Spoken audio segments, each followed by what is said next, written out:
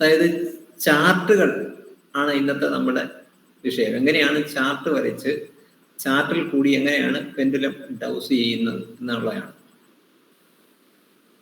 അത് നമ്മൾ ഒരു കാര്യത്തിൽ ഈ ക്വസ്റ്റിനെയർ എന്നൊക്കെ പറയുന്നത് കണക്ക് പലപ്പോഴും അത്തരത്തിലാണ് കാര്യങ്ങൾ ഓരോ രീതിയിൽ ചെയ്യുന്നത്. അപ്പം ചാർട്ട് നമ്മൾ നേരത്തെ പറഞ്ഞിരുന്ന ഒരു പെൻഡുലം വെച്ചിട്ട് നമ്മളൊരു കാര്യം അന്വേഷിക്കുമ്പം കൃത്യമായ ഒരു ചോദ്യം ഉണ്ടായിരിക്കണം എന്ന് പറഞ്ഞു. അപ്പൊ ഒന്നിൽ കൂടുതൽ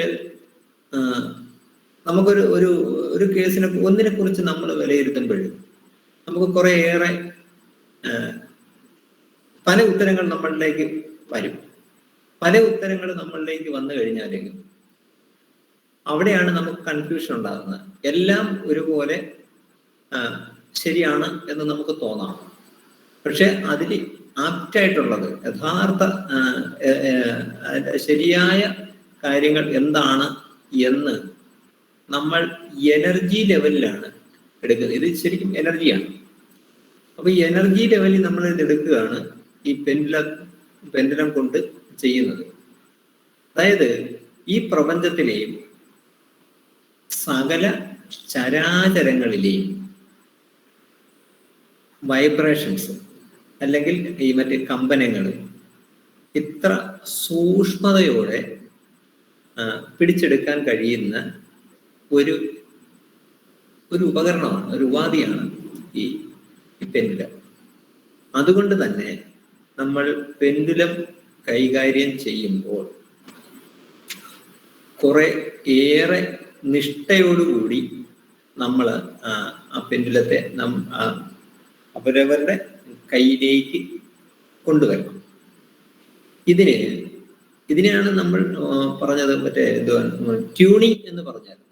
കഴിഞ്ഞ പ്രാവശ്യം ട്യൂണിങ് എന്ന് പറഞ്ഞു. ട്യൂണിങ് എങ്ങനെ കൃത്യമായിട്ട് നമുക്ക് നമ്മളിലേക്ക് കൊണ്ടുവന്നു കഴിഞ്ഞാൽ ഈ വളരെ ശരിയായ രീതിയിൽ പെൻഡുലം വർക്കൗട്ട് ചെയ്യാൻ തുടങ്ങും.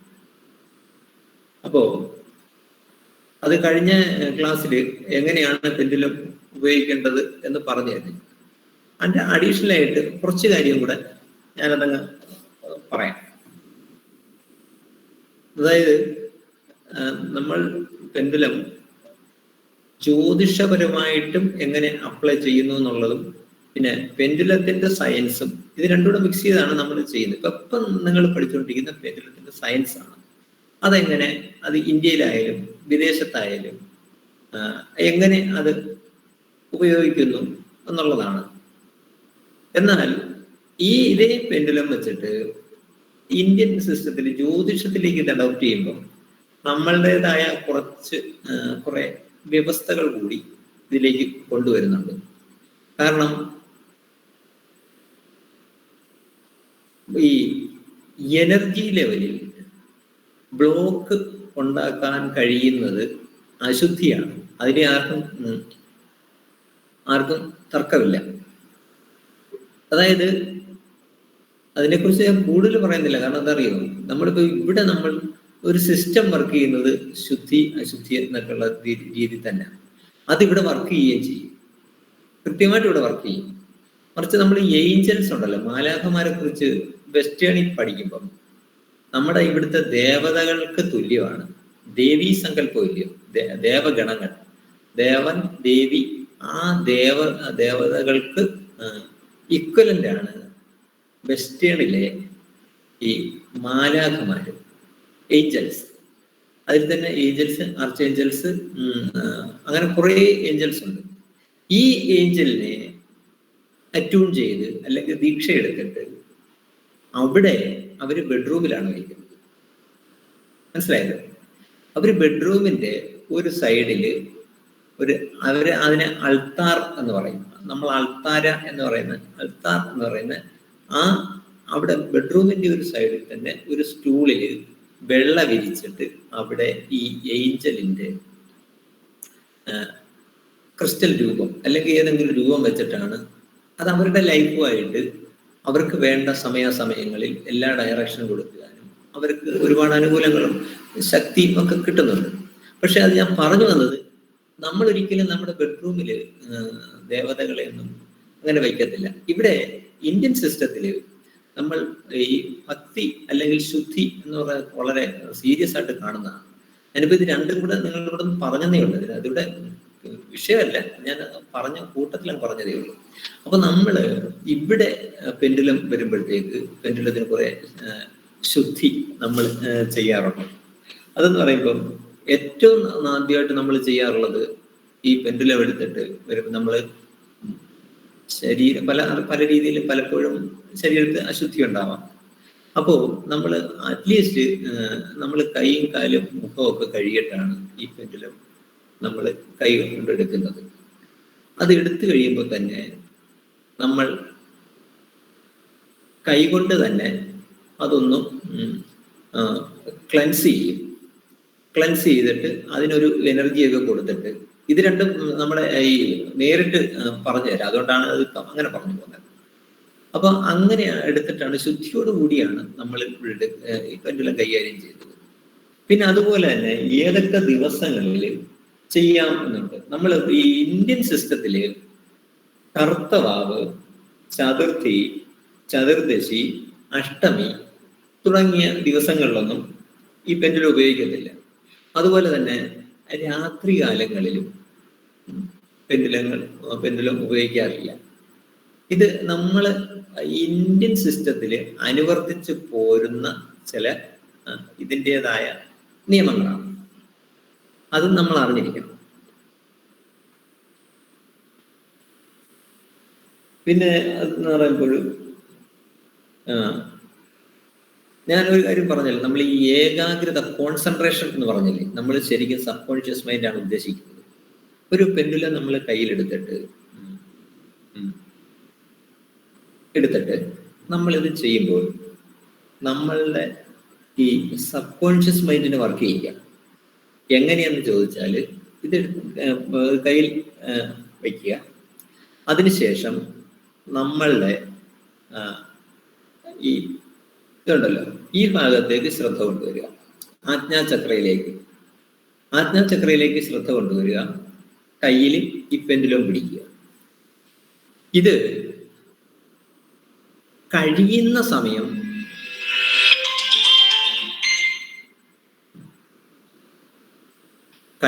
സമയം നമ്മൾ ഇതൊരു പ്രാക്ടീസ് ആക്കുക എന്നുള്ളതാണ്. എന്നുവെച്ചാൽ സബ് കോൺഷ്യസ് മൈൻഡും പെൻഡുലവും തമ്മിൽ യോജിപ്പിക്കാൻ ചെയ്യുന്ന ഒരു പരിപാടിയാണ്. കാരണം ഞാൻ സബ് കോൺഷ്യസ് മൈൻഡ് എന്ന് പറയാൻ കാരണം, നമ്മൾ ഈ നമ്മളുടെ ഈ പലപ്പോഴും അതായത് എന്താണ് പറയുക, ഈ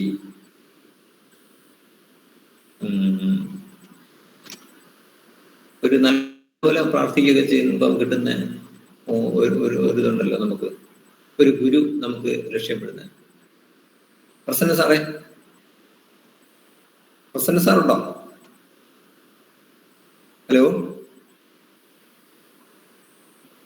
നമ്മൾക്ക് ഇത് കിട്ടുമ്പം നമ്മളിപ്പം ഹസ്തരേഖ എടുക്കുമ്പം, ഹസ്തരേഖ ഫലം പറയുന്നതിന് മുമ്പ് നമ്മളുടെ മനസ്സിൽ കുറെ കാര്യങ്ങൾ തെളിയിച്ചു തരുന്ന ഉപാസനാമൂർത്തി എന്ന് നമ്മളിപ്പം പറയാറുണ്ടല്ലോ, പലപ്പോഴും പറയാറുണ്ട് ഉപാസനാമൂർത്തി. ഈ ഉപാസനാമൂർത്തി എങ്ങനെയാണോ നമ്മളിലേക്ക് സന്നിവേശിക്കുന്നത് അല്ലെങ്കിൽ ശക്തിപ്പെടുന്നത്, അത് ഈ സബ് കോൺഷ്യസ് മൈൻഡുമായിട്ട് ബന്ധപ്പെട്ടാണ്. മനസ്സിലായില്ലേ? അതാണ് ഞാൻ ഉദ്ദേശിച്ചത്. അപ്പം ആ ഭാഗവും കൂടി നമ്മളത് മനസ്സിലാക്കാൻ വേണ്ടിയാണ് പെൻഡുലത്തിനെ ട്യൂൺ ചെയ്യുന്ന കാര്യങ്ങൾ സ്ഥിരമായിട്ട് ഉപയോഗിക്കണം എന്ന് പറഞ്ഞത്. എല്ലാ കാര്യങ്ങൾക്കും ഉപാസനാമൂർത്തിയുണ്ട്. അത് നമ്മുടെ ഇന്ത്യൻ സിസ്റ്റത്തിൽ കംപ്ലീറ്റ് എല്ലാ കാര്യങ്ങൾക്കും, ജ്യോതിഷമായാലും വാസ്തുവിലായാലും ഹസ്തരേഖയിലായാലും എല്ലാത്തിലും അതുണ്ട്.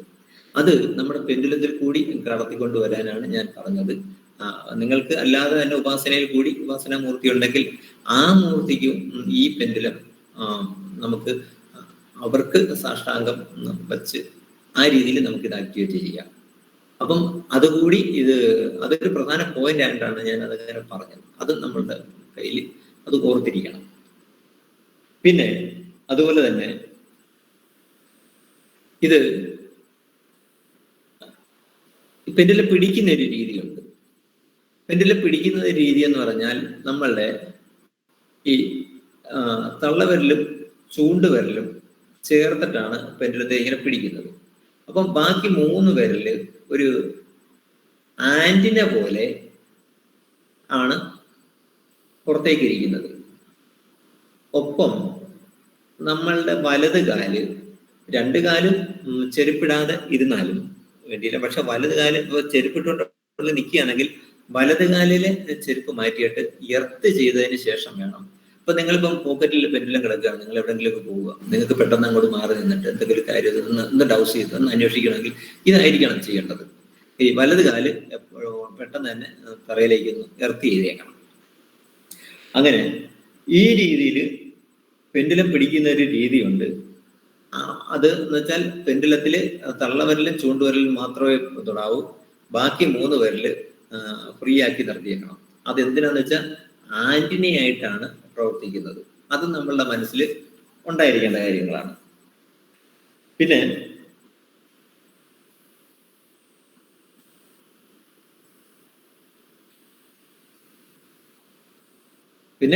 കുറച്ച് കാര്യങ്ങൾ എന്നൊക്കെ പറയുന്നത് ഇതാണ് ഞാനിപ്പോൾ പറഞ്ഞത്. നിങ്ങൾക്ക് യഥാർത്ഥ പ്രധാനപ്പെട്ട കേസ്. പിന്നെ നിങ്ങൾ ഒരു കാര്യം ചെയ്യണം, ഈ ഇരിക്കുമ്പോഴും അത് പെൻഡുലത്തിന്റെ കേസിൽ മാത്രമല്ല, അത് ഞാൻ നിങ്ങൾക്കൊരു ഇൻഫർമേഷൻ പങ്കുവയ്ക്കുകയാണ്, അതെല്ലാം അറിഞ്ഞിരിക്കേണ്ട കാര്യമാണ്. ഈ വീട്ടിലെ കൊച്ചു കുട്ടികളുള്ളവരുണ്ടെങ്കിൽ അവർക്ക് ഇപ്പൊ ചെറിയ മേശകളൊക്കെ കിട്ടും പഠിക്കാനുള്ള. കുട്ടികൾ ഒരു ക്യാബിൻ പോലെ അകത്തോട്ട് കയറിയിരിക്കും. അതിന്റെ ഫ്രണ്ടിൽ കുറെ അറകളുണ്ട്, ഒരു കസേര കൂടി അകത്തേക്ക് വയ്ക്കും. മനസ്സിലായോ? ഇത് ഒരു കാരണവശാലും എനർജി ലെവലിൽ കുഞ്ഞുങ്ങൾക്ക് പറ്റിയ സാധനമല്ല. കാരണം അതിനകത്ത് കുറെ ഷെൽഫ് അറകളും അതിൽ ബുക്കുകളൊക്കെ ഇരിക്കുമ്പോൾ ചില പോയിന്റിങ് നടക്കുന്നുണ്ട്, പോയിന്റ് പോലൊക്കെ ഇങ്ങനെ കൂർത്തിരിക്കുന്നുണ്ട് ചില ഭാഗങ്ങളൊക്കെ. ഇത് ഇരിക്കുന്ന ആളിന്റെ, അപ്പൊ അവരെന്നല്ല, അപ്പൊ നിങ്ങൾക്ക് ഇതൊക്കെ പഠിച്ചു വരുമ്പോൾ കുറെ കൂടെ നിങ്ങളുടെ ഒരു സെൻസിറ്റിവിറ്റി വർദ്ധിക്കും. അപ്പൊ നിങ്ങൾക്കത് മനസ്സിലാവും. ചില നമ്മുടെ നേരെ ഏതെങ്കിലും ഒരു കൂർത്ത ഏതെങ്കിലും ഉപകരണങ്ങളോ അല്ലെങ്കിൽ വേറെ ഏതെങ്കിലും സാധനങ്ങളോ അല്ലെങ്കിൽ ഭിത്തിയുടെ തന്നെ കൂർത്ത ഭാഗം ഇരിക്കുകയാണെങ്കിൽ നമ്മൾ അവിടെ കൂടുതൽ നേരെ വരുന്ന നമുക്ക് ക്ഷീണം സംഭവിക്കും. അതുപോലെ ഈ ഷെൽഫ് ബീമൊക്കെ ഉണ്ടല്ലോ, ബീം, പിന്നെ അതുപോലെ തന്നെ ഷെയ്ഡ്, ഇങ്ങനെയുള്ള സ്ഥലത്ത് നമ്മൾ ഈ പെൻഡുലം ഉപയോഗിക്കരുത്. അവിടെയൊക്കെ നിന്നുകൊണ്ട് പെൻഡുലം ഉപയോഗിച്ച് കഴിഞ്ഞാൽ ഒരിക്കലും പോസിറ്റീവായിട്ട് കിട്ടത്തില്ല. പിന്നെ അതുപോലെ തന്നെ ഈ കട്ലപ്പടിയിൽ നിന്ന് കഴിഞ്ഞാൽ നിന്നുകൊണ്ട് ഒരിക്കലും പെൻഡുലം നോക്കരുത്. അവിടെയും നെഗറ്റിവിറ്റിയാണ്. പിന്നെ ഒരു വീടിന്റെ കോർണർ, ഇത് നമ്മൾ കൃത്യമായിട്ട് ഓർത്തിരിക്കേണ്ടതാണ്. പിന്നെ ഷെയ്ഡിന്റെ കീഴിൽ പലപ്പോഴും പല വീട്ടിലും പലരും ഈ കട്ടിലൊക്കെ പിടിച്ച് ചിലപ്പോൾ അല്ലെങ്കിൽ ഈ കസേരയൊക്കെ ഷെയ്ഡിന്റെ കീഴിലിരിക്കും. അത് അങ്ങനെ ഉണ്ടെങ്കിൽ നിങ്ങളത് ഒന്ന് ഒഴിവാക്കിയേക്കണം.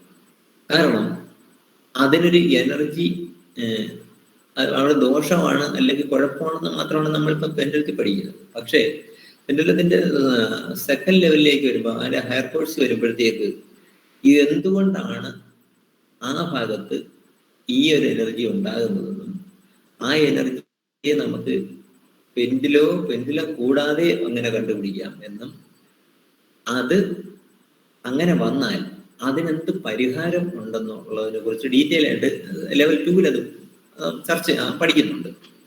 അപ്പോൾ ഫസ്റ്റില് നമുക്കിപ്പോൾ ഇത്രയും കാര്യങ്ങൾ അറിഞ്ഞിരിക്കണം. ഇതിനകത്ത് പ്രധാനപ്പെട്ട ഭാഗങ്ങൾ ഒന്ന്, ഇങ്ങനെ ഞാൻ പറഞ്ഞ കാര്യങ്ങൾ അത് നോട്ടിൽ തരും. ചില ദിവസങ്ങളിൽ രാത്രി കാലങ്ങളിൽ പെൻഡുലം ഉപയോഗിക്കരുത്, ഷെയ്ഡിന്റെ കീഴിൽ ഇത് നോക്കരുത്, ചെരുപ്പിട്ടുകൊണ്ട് ഇതൊക്കെ ചെയ്യരുത്. ഇങ്ങനൊക്കെ കുറെ അരുതുകളുണ്ട്. ആ അരുതുകൾ നമ്മൾ കൃത്യമായിട്ട് ഒന്ന് പാലിച്ചു കഴിഞ്ഞാൽ നമ്മളുടെ ഈ പെൻഡുലം കൊണ്ടുള്ള ആ വർക്കിംഗ് വിത്ത് പെൻഡുലം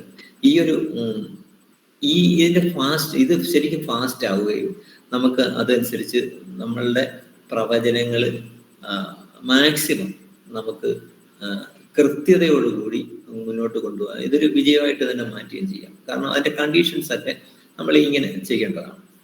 പിന്നെ ഇതിനകത്ത് ഇനി അടുത്ത് നമുക്ക് ചാർട്ടിലേക്ക് കിടക്കാം. ഈ ചാർട്ട് എന്ന് പറയുമ്പോൾ ഞാൻ പറഞ്ഞ ഒന്നിൽ കൂടുതൽ ചോദ്യോത്തരങ്ങൾ ഉത്തരങ്ങൾ വരുമ്പോൾ അത് ഏതാണ് എന്ന് കണ്ടുപിടിക്കാൻ വേണ്ടിയാണ് നമ്മൾ ചാർട്ട് ഉപയോഗിക്കുന്നത്. അപ്പൊ ഈ ചാർട്ട് ഉപയോഗിക്കുന്നതിന് വേണ്ടി നമ്മളൊരു ചാർട്ട് ഉണ്ടാക്കണം. ചാർട്ട് ഉണ്ടാക്കുന്നതിന് പ്രൊട്രാക്ടർ, അതായത് 180 ഡിഗ്രിയുള്ള ഒരു പകുതി അർദ്ധവൃത്തത്തിൽ നമ്മളൊരു കാര്യം നമുക്ക് വരയ്ക്കാൻ പറ്റും. അർദ്ധവൃത്താകൃതിയിൽ വരച്ചതിന് ശേഷം ഇത് കണ്ടോ പ്രൊട്രാക്ടർ. നമ്മളിപ്പം നമ്മുടെ കയ്യിൽ ഇപ്പോൾ ഒരു 7 ഉത്തരങ്ങൾ ഉണ്ട്. ഒരു കാര്യത്തെ അന്വേഷിക്കുമ്പോൾ 7 ഉത്തരങ്ങൾ നമുക്കുണ്ട്. ആ 7 ഉത്തരങ്ങൾ അതിൽ ഏതാണ് എന്നറിയാൻ വേണ്ടി നമ്മൾ ഈ പ്രൊട്രാക്ടറിന്റെ ഷേപ്പിൽ ഒരു ചാർട്ട് നിങ്ങൾക്ക് തന്നെ വരച്ചുണ്ടാക്കിയിട്ട് അതിനടിയിലൊരു റെക്ടാങ്കിൾ പോലെ വെച്ചിട്ട് അവിടെ നമ്മൾ ആരുടെ കേസാണോ നോക്കേണ്ടത് അയാളുടെ പേരും അയാളുടെ വിലാസവും അവിടെ എഴുതുക. അയാളുടെ പേരും അയാളുടെ അഡ്രസ് വിട്ടുവരും മതി.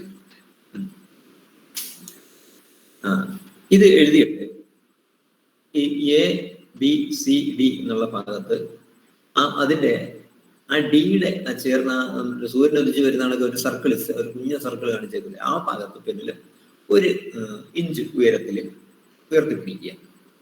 പിടിച്ചിട്ട് അവിടെ നിർത്തിക്കൊണ്ട് നമ്മൾ ഇതിനകത്ത് ഉത്തരം A ആണോ B ആണോ C ആണോ ഇതിൽ ഏതാണോ എന്ന് ചോദിക്കുക.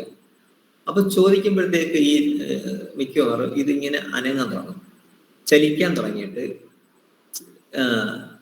ഏതെങ്കിലും ഒരു പർട്ടിക്കുലർ പോയിന്റിൽ ചിലപ്പോൾ Fലേക്കായിരിക്കും പിന്നെ നീങ്ങിക്കൊണ്ടിരിക്കുന്നത്, അല്ലെങ്കിൽ Cയിലേക്കായിരിക്കും. അത് അപ്പം അയാളുടെ ആ ഉത്തരങ്ങൾ അല്ലെങ്കിൽ പലതും ഉണ്ട്. പക്ഷെ അതിന് നമ്മളിപ്പോ ഒരു ചെറിയ ABCD എന്ന് പറഞ്ഞായിരിക്കും കൊടുത്തേക്കുന്നത്. അതിന്റെ ഒരു ഗുണം എന്താന്ന് വെച്ചാൽ ഈ ചില ഉത്തരങ്ങൾ നമ്മൾ ചോദിക്കുമ്പം നമ്മുടെ ലോജിക്ക് വർക്ക് ചെയ്യും.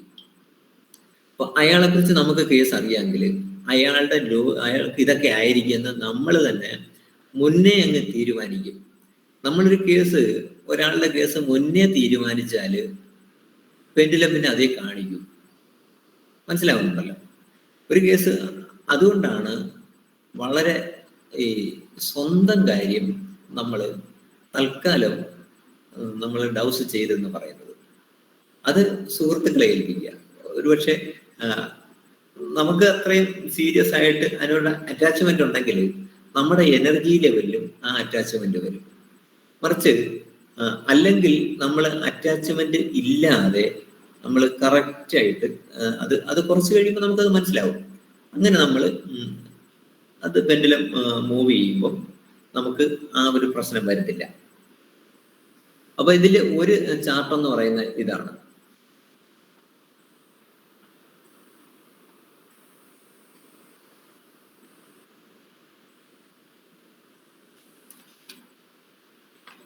അപ്പോ അത് കഴിഞ്ഞാൽ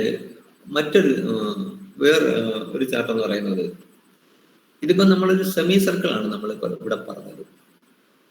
അതുപോലെ തന്നെ മറ്റൊരു സർക്കിൾ കൂടി നമുക്കത് ഒരു ഫുൾ സർക്കിൾ തന്നെ എടുക്കാം. അതായത് ഫുൾ സർക്കിൾ അതിൽ പ്രത്യേകത വെച്ചാൽ ഈ സർക്കിൾ അത് 360 ഡിഗ്രി തന്നെ നിൽക്കുകയാണ്. അപ്പൊ ഇതിന്റെ പ്രത്യേകത വെച്ചാൽ ദിക്കുകളാണ് നമ്മൾ പരിശോധിക്കുന്നത്. ഇതിനകത്ത് കണ്ടോ, മുകളില് കിഴക്കാണ്, താഴെ പടിഞ്ഞാറാണ്, ഇടതുവശത്ത് വലത് ഭാഗമാണ്, അതിന്റെ ഇരിക്കുന്നതിന്റെ വലതുവശത്ത് തെക്ക് ഭാഗമാണ്. ഇതിൽ തന്നെ കിഴക്കിന്റെയും ഒരു ഡയഗണല് പോകുന്നുണ്ടല്ലോ, കിഴക്കിന്റെയും തെക്കിന്റെയും ഇടയ്ക്ക് തെക്ക് കിഴക്കെന്നും വടക്കിന്റെയും കിഴക്കിന്റെയും വടക്ക് കിഴക്കെന്നും പിടിയിട്ടില്ല. അപ്പൊ ഇത് കാരണം ഒരു വ്യക്തി ഇതൊരു നമ്മുടെ പെൻഡുലമായിട്ട് ബന്ധപ്പെട്ട ഒരു അത്ഭുതമായ പരിപാടിയാണ് ഇത്. നമ്മളുടെ മുമ്പിൽ ഒരാള് ഒരു പ്രശ്നമായിട്ടോ അല്ലെങ്കിൽ എന്തായിട്ടോ വന്നാൽ അയാൾ വരുമ്പോൾ തന്നെ നമുക്ക് അയാളുടെ ഈ പെൻഡുലം ഇതിന്റെ സെന്ററിലേക്ക് നമ്മൾ പിടിക്കുന്നു. അയാളുടെ അവസ്ഥ എന്താണ് എന്ന് നോക്കുമ്പോൾ ഇതിലേതെങ്കിലും ഒരു ദിക്കിലേക്ക് അത് മൂവ് ചെയ്യും.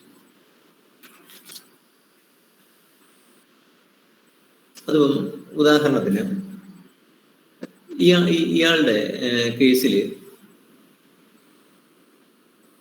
ഈ പെൻഡുലം സെൻട്രലിൽ നിന്ന് തെക്ക് ദിശയിലായിട്ടാണ് അയാളുടെ ഈ വരുന്ന വ്യക്തിയുടെ ഫലം എന്താണ്, അല്ലെങ്കിൽ അയാളുടെ ഇപ്പോഴത്തെ കണ്ടീഷൻ എന്താണ് എന്ന് മാത്രം നമ്മൾ പെൻഡുലത്തോട് ചോദിച്ചിട്ട് ഈ വൃത്തത്തിന്റെ സെൻട്രലിലേക്ക് നമ്മൾ പെൻഡുലം പിടിച്ചു കഴിഞ്ഞാൽ കൃത്യമായിട്ട് ചിലപ്പം ഏതെങ്കിലും ഒരു ദിശയിലേക്ക് ഇത് പെൻഡുലം പോയി. കാരണം നമ്മൾ അറിഞ്ഞുകൊണ്ടല്ല ചെയ്യുന്നത്, നമുക്ക് പ്രത്യേകം അതിനകത്തൊരു ഇന്റൻഷനും ഇല്ല. പക്ഷെ ഒരു പർട്ടിക്കുലർ ഡിറക്ഷനിലേക്ക് അല്ലെങ്കിൽ ഒരു ഉപദിക്കിലേക്ക് അത് പോയിക്കൊണ്ടേയിരിക്കും. അപ്പോൾ അതിന്റെ അർത്ഥം എന്ന് വെച്ചാൽ അയാൾക്ക് ബന്ധപ്പെട്ട് നമ്മൾ ചോദിച്ചത് എന്താണ്, ഇയാളുടെ അവസ്ഥയാണ് ചോദിച്ചേക്കുന്നത്. അയാളുടെ പ്രസന്റ് കണ്ടീഷൻ എന്താണ്, ആരോഗ്യപരമായാലും അല്ലെങ്കിൽ അയാളുടെ ലൈഫുമായിട്ട് ബന്ധപ്പെട്ട് എന്താണെന്ന് ചോദിച്ചപ്പം ആ വൈബ്രേഷനിലേക്ക് പെൻഡുലം പോകും എന്ന് പറയുമ്പോൾ ഞാൻ ഒരിക്കൽ കൂടി പറയുകയാണ്, നമ്മളിലെ ഈ ലോജിക്ക് വർക്ക് ചെയ്യണ്ട. കാരണം പെൻഡുലത്തിനകത്ത് മെഷീനൊന്നുമില്ല. പെൻഡുലം എന്ന് പറയുന്നത് കേവലം ഒരു സ്ട്രിങ്ങിൽ ആടുന്ന ഒരു വെയിറ്റ് മാത്രമാണ്. പക്ഷെ ഇവിടെ ഇതിനകത്ത് ഈ പ്രപഞ്ചത്തിലെ വൈബ്രേഷൻസ് നമ്മളുടെ റിക്വസ്റ്റ് അനുസരിച്ചാണ് ഈ വൈബ്രേഷനായിട്ട് പെൻഡുലത്തിലേക്ക് വരുന്നത്. അതാണ് അതിൻ്റെ അത്രയുള്ളതിൻ്റെ അതാണ് അതിൻ്റെ സയൻസ്. അപ്പം ഈ പെൻഡുലത്തിൽ ഇത് ഒരു പ്രത്യേക രീതിയിൽ ഇത് ചെയ്യുന്നതുകൊണ്ടാണ് ഇതെങ്ങനെ വരുന്നത്. അപ്പൊ ഇതിപ്പം ഈ പെൻഡുലം തെക്ക് ദിശയിലേക്കാണ് ഇങ്ങനെ പോയിക്കൊണ്ടിരിക്കുന്നത്. സെൻട്രലാണ് നമ്മൾ പിടിച്ചേക്കുന്നത്, ഈ സർക്കിളിന്റെ സെൻട്രലാണ് നമ്മൾ പിടിച്ചേക്കുന്നത്. അതുകൊണ്ട് സെൻട്രലിൽ നിന്ന് തെക്കോട്ട് അല്ലെങ്കിൽ കിഴക്കോട്ട് ആണെന്ന് പോകുന്നത്.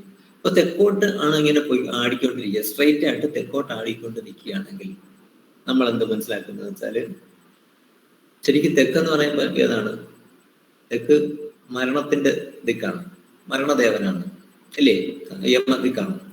അപ്പം ഇതിങ്ങനെ വന്നു കഴിഞ്ഞാൽ നമുക്കത് മനസ്സിലാവുമെന്ന് വെച്ചാൽ അയാളുടെ ലൈഫ് എന്ന് പറയുന്നത് ശരിക്കും വളരെ ശോചനീയമാണ്, അല്ലെങ്കിൽ വളരെ വിഷയങ്ങൾ ഉണ്ട്.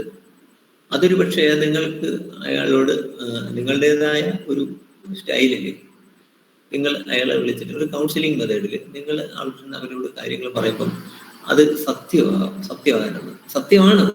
കാരണം അങ്ങനെ വരും. കാരണം നിങ്ങൾക്ക് ഇത് പ്രാക്ടീസ് ചെയ്യുമ്പോൾ നിങ്ങൾക്ക് അത് പിടികിട്ടും. ഇനി വടക്കോട്ടാണെങ്കിൽ വടക്കിന്റെ പ്രത്യേകത അറിയാമല്ലോ. വടക്ക് കുബേരദിക്കാണ്. കുബേരദിക്ക് സമ്പൽ സമൃദ്ധി ഏറ്റവും കൂടുതൽ ഒരു വ്യക്തിയിലേക്ക് വരുന്നത്, ഒരു വ്യക്തിയിലേക്കല്ല, ഒരു കുടുംബത്തിൽ. നമ്മളെല്ലാം ഗൃഹസ്ഥത്തിൽ താമസിക്കുന്ന ആൾക്കാരാണ്. അപ്പം വീടിന് ഇതൊക്കെ ഞാൻ പറയുമ്പോൾ ഒരു കാര്യം കൂടെ നിങ്ങൾ ശ്രദ്ധിച്ചോണം, വാസ്തുവായിട്ടൊക്കെ ബന്ധമുണ്ട് കേട്ടോ. വാസ്തു മീൻസ് നമ്മുടെ ഡയറക്ഷണൽ എനർജി എന്നാണ് പറയുന്നത്. നമ്മൾക്ക് ഈ ഡയറക്ഷണൽ എനർജി എന്ന് പറയുമ്പോൾ ഇനി നമ്മൾ ജിയോപതിക് സ്ട്രെസ്സിനെ കുറിച്ച് ചെറുതായിട്ട് പിന്നീട് പറയും. അപ്പൊ അത് മനസ്സിലാവും. ഈ ഡയറക്ഷണൽ എനർജി ഈ നമ്മളുടെ പല ദിക്കിൽ നിന്നും ഒരു പോയിന്റിലേക്ക് ഇതിങ്ങനെ എനർജി വരാറുണ്ട്, ഇൻഫ്ലുവൻസ് ചെയ്യാറുണ്ട്, സ്വാധീനിക്കാറുണ്ട്. നമ്മൾ ഒരു വീടായിട്ട് താമസിക്കുമ്പം ഈ പറയപ്പെടുന്ന തെക്കിന്റെ സ്വാധീനവും നമ്മുടെ വീടിനുണ്ടാവും, വടക്കിന്റെ സ്വാധീനവും വീടിനുണ്ടാവും, കിഴക്കിന്റെയും പടിഞ്ഞാറിന്റെയും ഉണ്ടാവും. ഇതിന്റെ എല്ലാം ഉപദിക്കുകളുടെ സ്വാധീനവും ഉണ്ടാവും. അതെന്താണെന്ന് നമുക്ക് പിന്നീട് പറയാം. ഇപ്പോ നമുക്ക് ഇത് വടക്കോട്ടാണ് നിൽക്കുന്നതെങ്കിൽ ശരിക്കും അയാൾ പൊതുവെ വലിയ കുഴപ്പങ്ങളില്ലാത്ത അല്ലെങ്കിൽ വളരെ ഐശ്വര്യം നിറഞ്ഞ ഒരു ജീവിതമാണ് അയാൾക്കുണ്ടാകുന്നതെന്ന് നമുക്ക് മനസ്സിലാക്കാം. അത് അയാളോട് നമുക്ക് പറയാം. അത് ശരിയും ആയിരിക്കും. പിന്നെ അത്യാവശ്യം കുഴപ്പങ്ങളൊക്കെ എല്ലാവർക്കും ഉള്ളതാണ്, പ്രശ്നങ്ങളുള്ളതാണ്. കാരണം ജീവിതത്തിൽ പ്രശ്നങ്ങൾ ഇല്ലാതിരിക്കത്തില്ല. എങ്കിലും അതിന്റെ ആകത്തുക കൂടുതൽ നോക്കുമ്പോൾ ഏറ്റവും ഗുണകരമായ ഒരവസ്ഥയിലേക്കായിരിക്കുന്നത്. പിന്നെ കിഴക്ക് ഈശ്വരാധീനം ഉണ്ടെന്ന് പറയാം അല്ലേ സാറേ? ഏതാ? തീർച്ചയായിട്ടും പറയാമല്ലോ.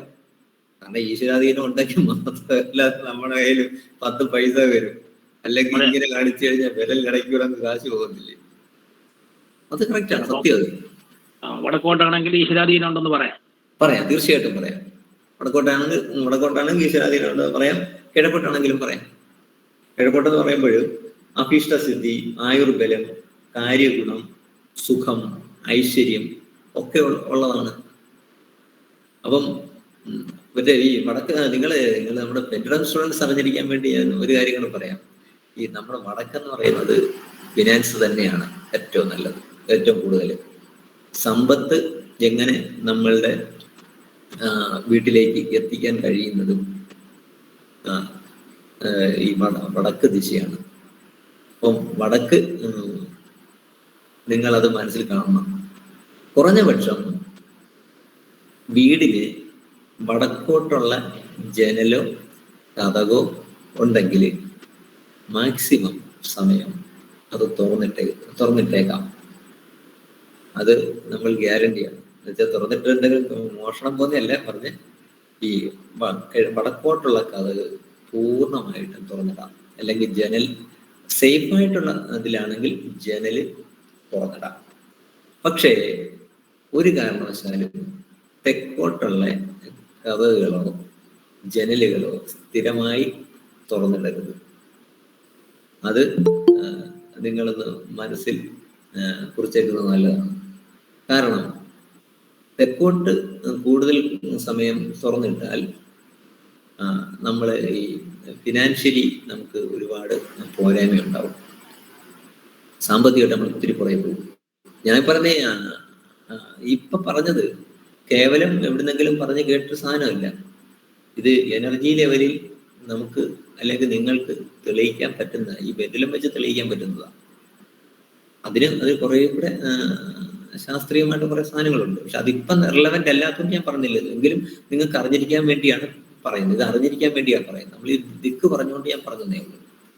പിന്നെ എന്ന് വെച്ചാല് തെക്ക് കിഴക്ക് ഒരാളുടെ ഈ പെൻഡുലം എടുത്ത് നോക്കുമ്പോൾ തെക്ക് കിഴക്കാണെങ്കിൽ തെക്ക് കിഴക്കെന്ന് പറയുമ്പോൾ ഒരു അല്പം ബുദ്ധിമുട്ടുള്ളതാണ്. കാരണം നമുക്ക് അതിൽ ദോഷങ്ങളുടെ ഒരു ഭാഗമുണ്ട്. ഈ കലഹം, അപകടം, അല്ലെങ്കിൽ മാനസിക സമ്മർദ്ദം, ദേഹക്ഷയം, ദേഹക്ഷതങ്ങൾ എന്ന് വെച്ചാൽ അപകടം, ഇങ്ങനെയൊക്കെയുള്ള ഭാഗങ്ങൾ ഇത് നമുക്ക് ഈ നോർത്ത് സൗത്ത് ഈസ്റ്റില് നമുക്ക് കാണാവുന്നതാണ്. തെക്ക് കിഴക്ക് നമുക്ക് കാണാവുന്നതാണ്. അതുപോലെ തന്നെ എന്നാൽ വടക്കു പടിഞ്ഞാറാണെങ്കിൽ മനോദുഃഖം, ദാരിദ്ര്യം, ഭാര്യാകലഹം, ശൂന്യത, സ്ഥാനഭ്രംശം നമ്മൾ ചിലപ്പോൾ ഉദ്യോഗത്തിലായിരിക്കാം, അല്ലെങ്കിൽ മറ്റൊരു ബിസിനസ്സിലായിരിക്കാം, രോഗങ്ങൾ, പിന്നെ സ്ഥിരമായിട്ട് ബ്ലോക്കേജസ്, തടസ്സങ്ങൾ, ധനനഷ്ടം, ശത്രുക്കളെ വർദ്ധിപ്പിക്കുന്ന ശത്രു വർധനവ്, ഇങ്ങനെയൊക്കെ കുറേ കാര്യങ്ങൾ ഈ പറയപ്പെടുന്ന വടക്ക് പടിഞ്ഞാറായിട്ട് ഉണ്ടാകാറുണ്ട്. ഇത് ഇനി വടക്ക് കിഴക്കാണെങ്കിൽ വിവാഹം ആയിട്ട് ബന്ധപ്പെട്ട കുറേ നല്ല കാര്യങ്ങളാണ്. അത് പോസിറ്റീവാണ്. വടക്ക് കിഴക്ക് പോസിറ്റീവാണ്, കിഴക്ക് പോസിറ്റീവാണ്, ശരിക്കും നോർത്ത് വടക്ക് പോസിറ്റീവാണ്. അങ്ങനെ ഇത് എന്തായാലും നമുക്ക് ഇപ്പം നിങ്ങൾക്കായാലും എനിക്കായാലും നമുക്കെല്ലാം ഈ ദിക്കുകളൊന്നും അപ്രധാനം അല്ല. എല്ലാവരുടെയും ലൈഫിൽ ഈ ദിക്കുകൾക്കെല്ലാം അതിൻ്റെതായ സ്ഥാനമുണ്ട്. അപ്പം അതാണ് നമുക്ക് അതിനെക്കുറിച്ച് പറയാനുള്ളത്. അപ്പൊ അത് ഇപ്പൊ ഈ ഒരു ചാർട്ട് നിങ്ങളതൊന്ന് ഒന്ന് മനസ്സിലാക്കണം. അപ്പൊ നോട്ട് പറയുമ്പോൾ നമുക്കത് അങ്ങനെ വരച്ചെടുക്കണം. പിന്നെ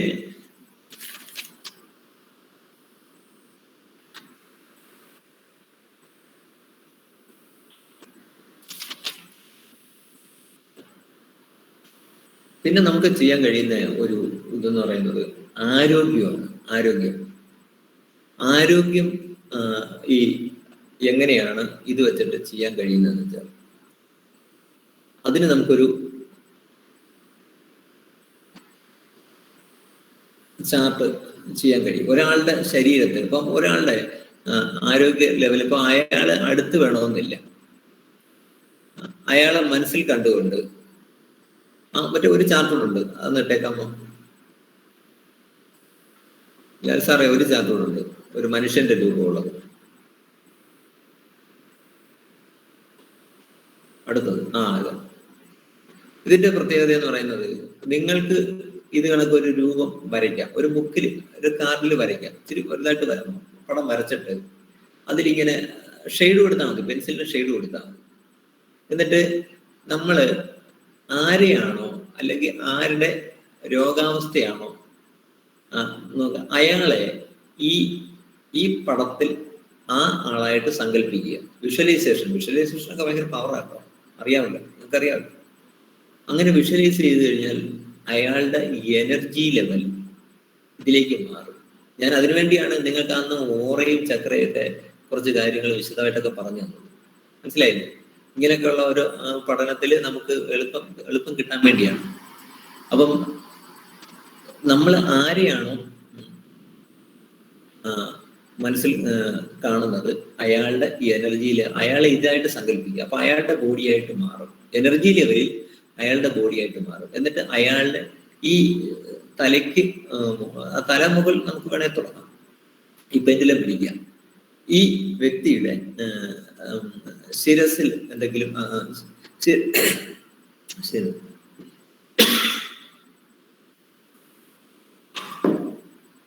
ശിരസിൽ എന്തെങ്കിലും അസുഖമുണ്ടോ, ഒരു ചോദ്യം. എന്നിട്ട് അത് പിടിച്ചു കഴിഞ്ഞാൽ ഉണ്ടോ എന്നുള്ളതാണ്. ഉണ്ടോ എന്ന് ചോദിക്കുമ്പോൾ പിന്നെ അത് ഉണ്ടെങ്കിൽ ക്ലോക്ക് വൈസിൽ കറങ്ങും, ഇല്ലെങ്കിൽ ആന്റി ക്ലോക്ക് വൈസിൽ കറങ്ങും, തിരിച്ചു കറങ്ങും. പക്ഷേ ഇതൊന്നും ചോദിക്കാതെ നിങ്ങൾ ഈ ഒരു മേശപ്പുറത്ത് ഈ പടം ഇങ്ങനെ വെച്ചിട്ട്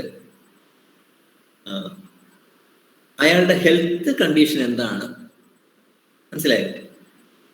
ഈ വ്യക്തിയുടെ ഹെൽത്ത് കണ്ടീഷൻ എന്താണ് എന്ന് ചോദിച്ചിട്ട് പെൻഡുലം പിടിച്ചാൽ അപ്പോൾ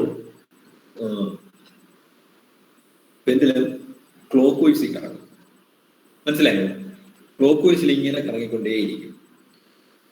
അപ്പം ശിരസിന്റെ ഭാഗത്ത് പിടിക്കുമ്പോൾ ക്ലോക്ക് വൈസിൽ കറങ്ങും. കുറച്ചുകൂടി മൂക്ക് അല്ലെങ്കിൽ വായി അല്ലെങ്കിൽ കണ്ണ് ഈ ഭാഗത്തൊക്കെ പിടിക്കുമ്പോൾ ക്ലോക്ക് വൈസിൽ കറങ്ങും. അതിന്റെ അർത്ഥം എന്ന് വെച്ചാൽ അയാൾ ഓക്കെയാണ്, പെർഫെക്റ്റ് ആണ്. എന്നിട്ട് കഴുത്തിന്റെ ഭാഗത്തേക്ക് കൊണ്ടുവരും.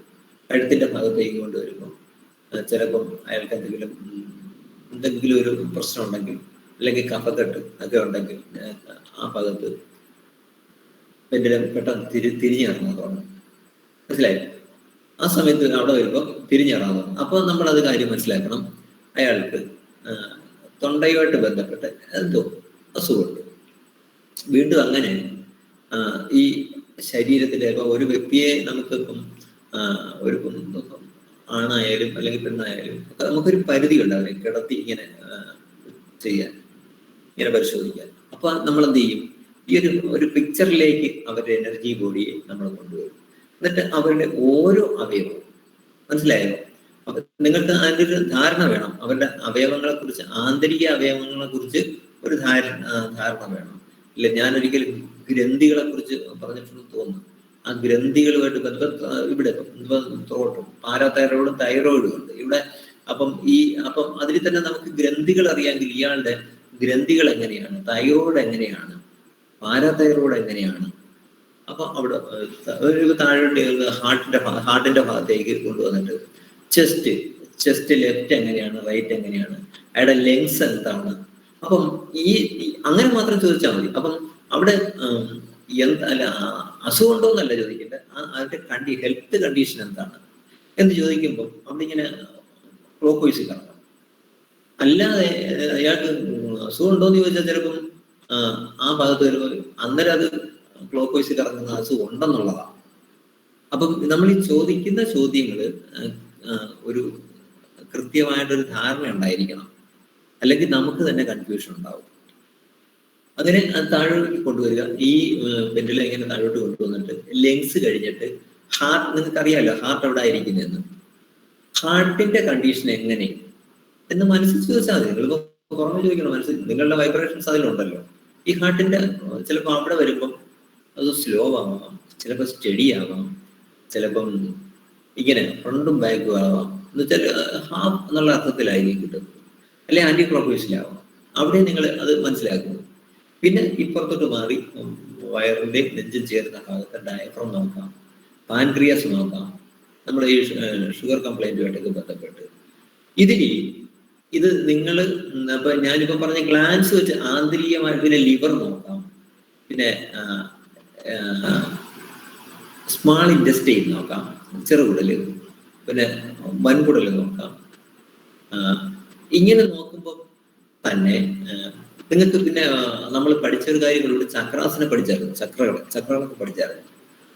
അതിനുശേഷം നിങ്ങൾക്ക് വേണമെങ്കിൽ ഇയാളുടെ ഈ സംസാര ചക്രം എങ്ങനെയുണ്ടെന്ന് നോക്കാം. മനസ്സിലായില്ലേ? എന്നുവെച്ചാൽ പല രീതിയിൽ ഇപ്പൊ ഈ സഹസ്രാര ചക്ര ഇപ്പൊ നിങ്ങൾ നോക്കുന്നത് സോളാർ പ്ലക്സസ് എന്ന് പറയുന്ന സംഭവമുണ്ട്. അതായത് ഞാനത് പറഞ്ഞതാണ്, ഇത് നമ്മളെന്ന് പറഞ്ഞ മണിപൂരകം എന്ന് പറഞ്ഞായിരുന്നു. മണിപൂരകം എന്ന് പറയുന്നത് ഈ നെഞ്ചും വയറും ചേരുന്ന ഭാഗത്താണ്.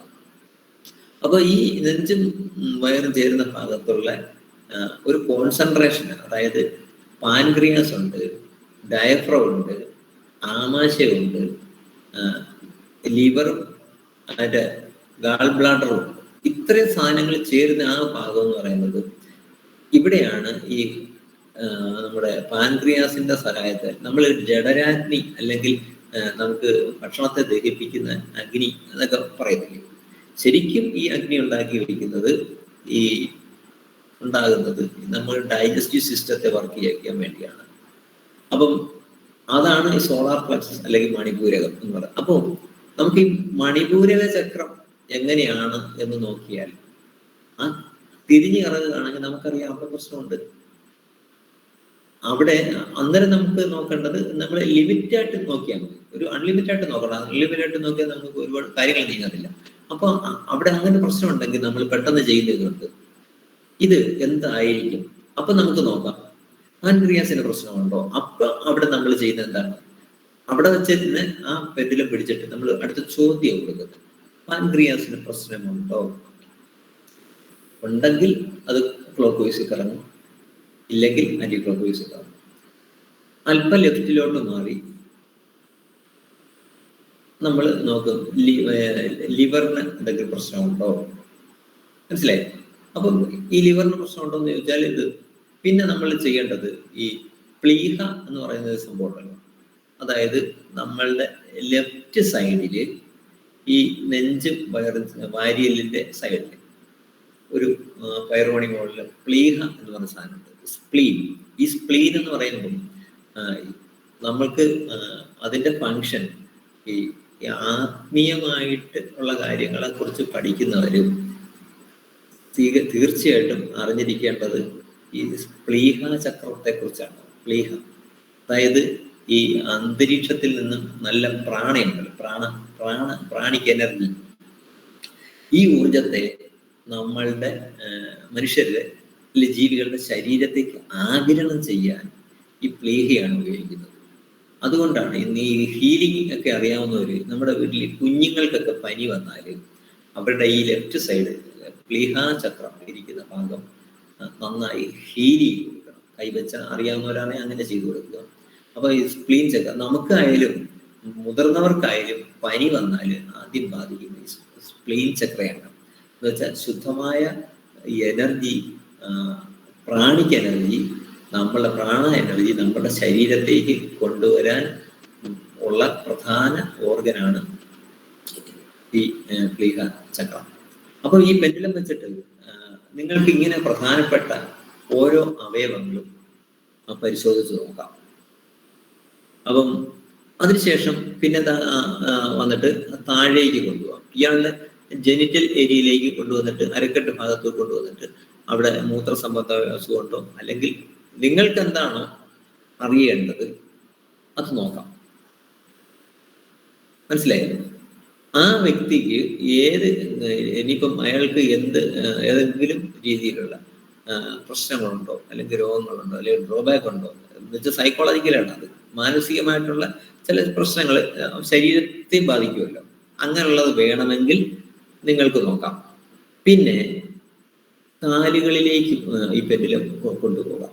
കാലിലേക്ക് കൊണ്ടുപോയി ചിലർക്ക് ഈ മുട്ട് ഭാഗത്ത് പിടിച്ചു നോക്കുമ്പോൾ ചിലപ്പോൾ ആന്റി ക്ലോക്ക് വൈസിൽ അവിടെ കറങ്ങുകയാണെങ്കിൽ ആ ചോദ്യം ചോദിക്കാതെ തന്നെ ഇതിന്റെ കണ്ടീഷൻ കറക്റ്റ് ആണോ എന്ന് നോക്കി പോകുമ്പോഴാണെങ്കിൽ ഈ മുട്ട് ഭാഗത്ത് ചിലപ്പോൾ മുട്ടുവേദന ഉണ്ടെങ്കിൽ ഇത് തിരിഞ്ഞു കറങ്ങും.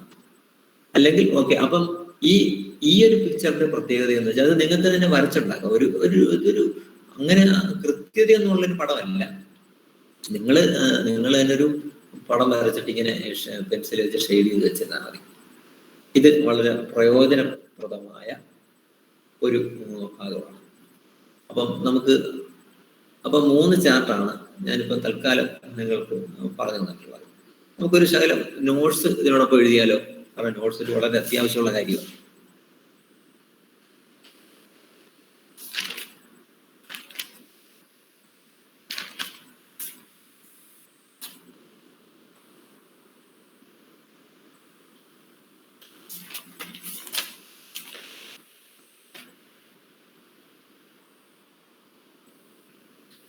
എഴുതിയിരിക്കും ചാർട്ട്.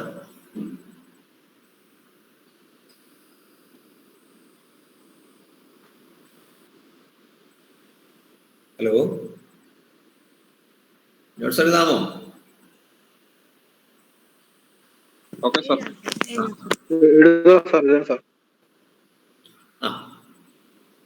തുടങ്ങി.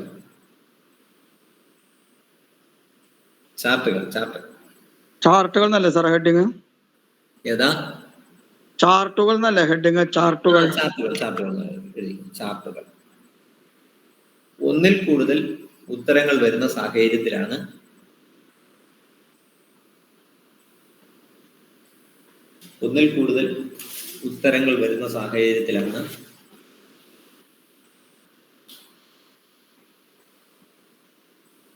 ചാർട്ടുകൾ ഉപയോഗിക്കുന്നത്.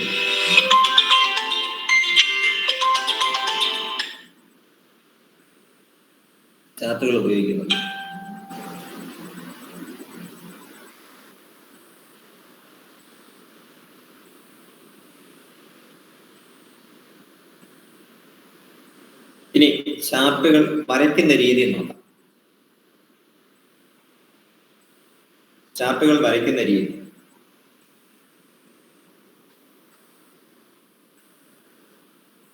ഒരു അർത്ഥവൃത്തം വരച്ച് അതിൽ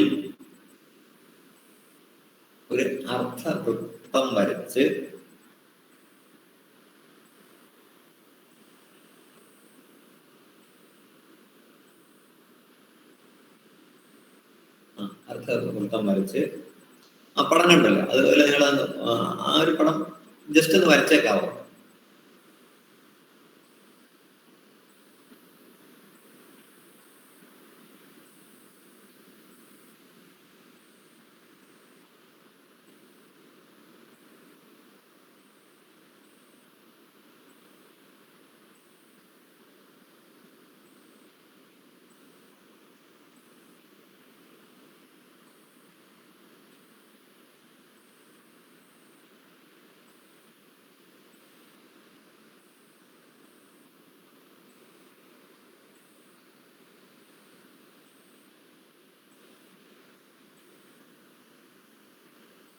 പക്ഷെ ഇതിന് 6 ലൈൻ അല്ലേ സാർ? അതിന് ഏതാ 6 അല്ലേ ലൈന്? 1 2 3 4 5 6 ലൈൻ അല്ലേ വരുന്നത്? ഇതിലൊക്കെ ഒരു 7, 6 5 4 3 ഒന്നുമില്ല. ഇതൊരു ഉദാഹരണം കാണിച്ചെന്നേ ഒക്കെ ഉള്ളൂ. ഇപ്പം ഇതൊരു 7 കോളം ഇല്ല അതിനകത്ത്. അതായത് A മുതൽ G വരെ ഇല്ല കൊടുത്തേക്കുന്നത്.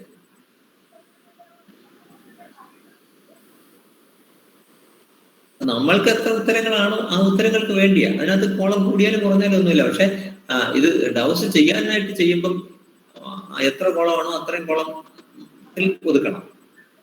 വെറുതെ കോളം ബ്ലാങ്ക് ആയിട്ട് ഇട്ടേക്കണ്ടെന്നേ ഉള്ളൂ.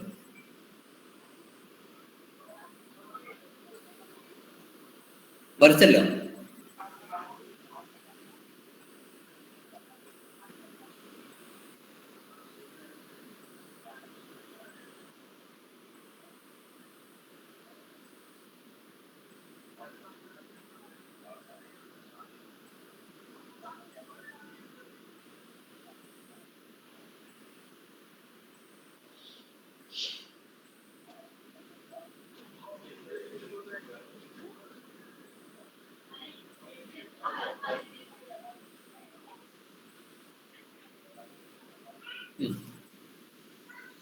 എഴുതാമല്ലോ. ഒരു അർത്ഥവൃത്തം വരച്ച്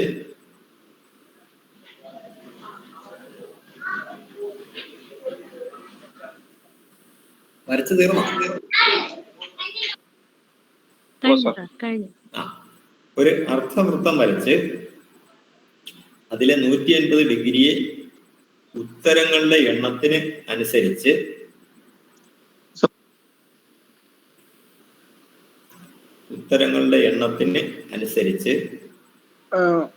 സാറേ എന്താണ് ഒരു അർദ്ധവൃത്തം വരച്ച് അതിലെ ഒരു അർത്ഥവൃത്തം വരച്ച് അതിലെ 180 ഡിഗ്രി ആണല്ലോ.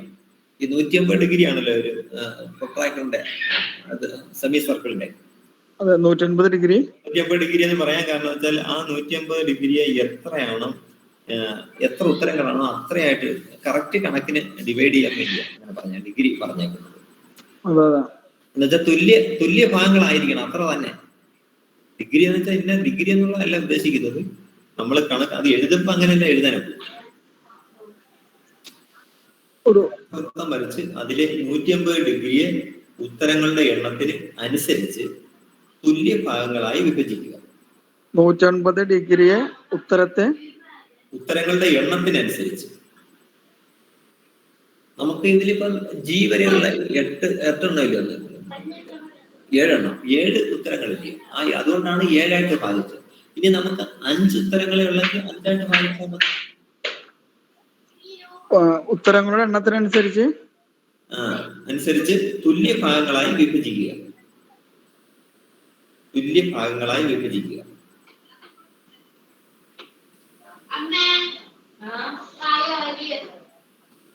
ഓരോ ഭാഗത്തിലും ഉത്തരങ്ങൾ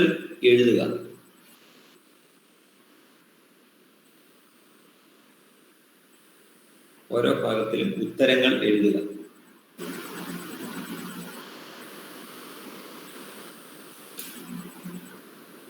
അതിനുശേഷം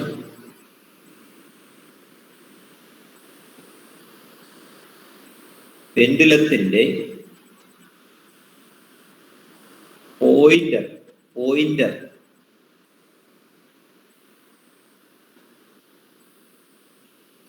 പോയിന്റർ കൊണ്ട്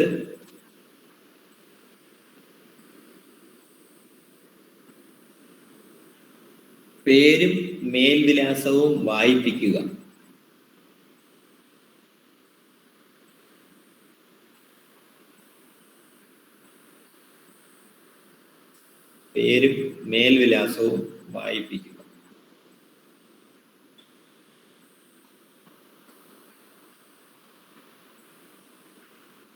പിന്നീട് അർത്ഥവൃത്തത്തിന്റെ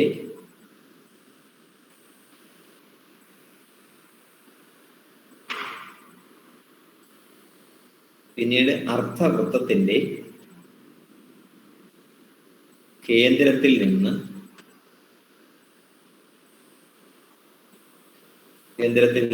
1 ഇഞ്ച് ഉയരത്തിൽ അർത്ഥവൃത്തത്തിന്റെ കേന്ദ്രത്തിൽ നിന്ന്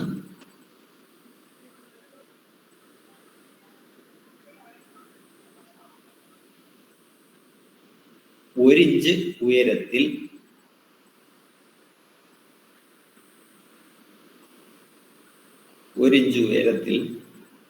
പെൻഡുലം പിടിക്കുക. പെൻഡുലം പിടിച്ച് ശരിയുത്തരം കാണിക്കുവാൻ പെൻഡുലത്തോട് ആവശ്യപ്പെടുക.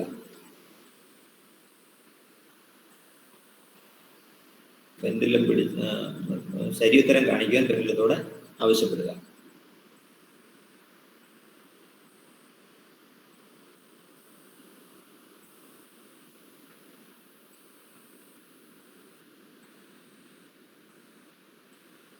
മേൽ കാണിച്ചിരിക്കുന്ന ചിത്രത്തിൽ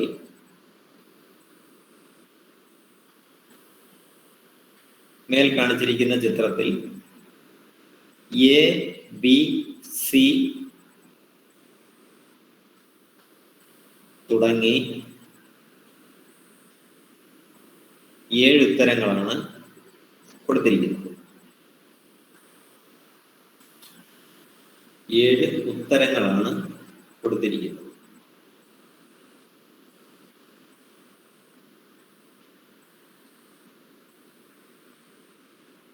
ഇങ്ങനെ പെൻഡുലം കേന്ദ്രത്തിൽ നിന്ന് ചലിച്ചതിന്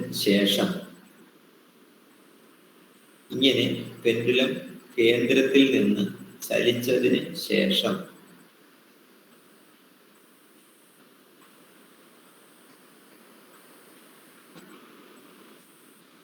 ശരി ഉത്തരത്തിലൂടെ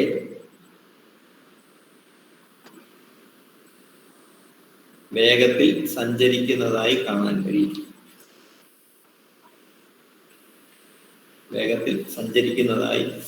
കഴിയും.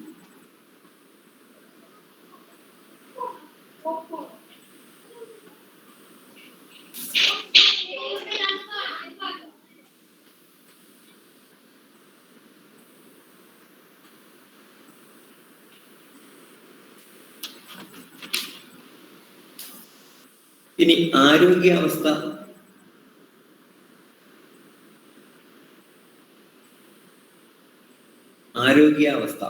കണ്ടുപിടിക്കാൻ.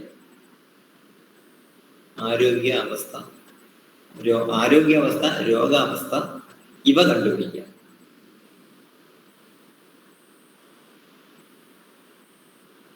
ആരോഗ്യാവസ്ഥ, രോഗാവസ്ഥ ഇവ കണ്ടുപിടിക്കാൻ.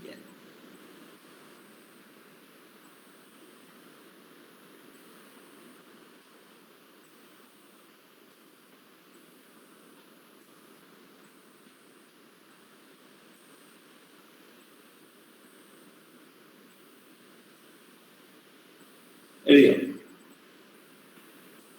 ഒരാളുടെ ആരോഗ്യാവസ്ഥ കണ്ടുപിടിക്കാൻ വേണ്ടിയാണ്. ഒരാളുടെ ആരോഗ്യാവസ്ഥ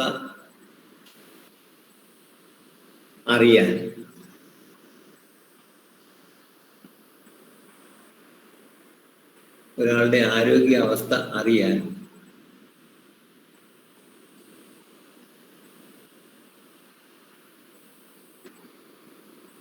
അയാളെ മനസ്സിൽ കണ്ടുകൊണ്ട് പെൻഡുലത്തോട് ചോദിക്കാം.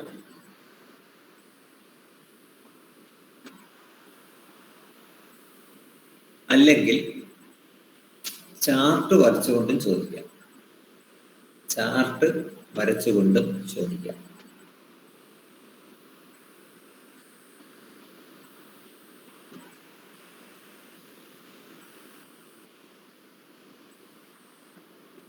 നമുക്കിവിടെ ഒരു ചാർട്ട് വരയ്ക്കാം.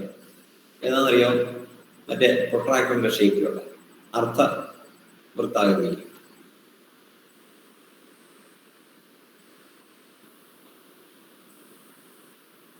അത് നേരത്തെ വരച്ചല്ലേ സാറേ നമ്മളത് അർദ്ധവൃത്തം വരച്ചെന്ന് പറഞ്ഞിട്ട്? ആദ്യം വരച്ച കണക്ക് ഒരു ചാർട്ട് കൂടെ വരയ്ക്കുക. അർദ്ധവൃത്താകൃതിയിൽ.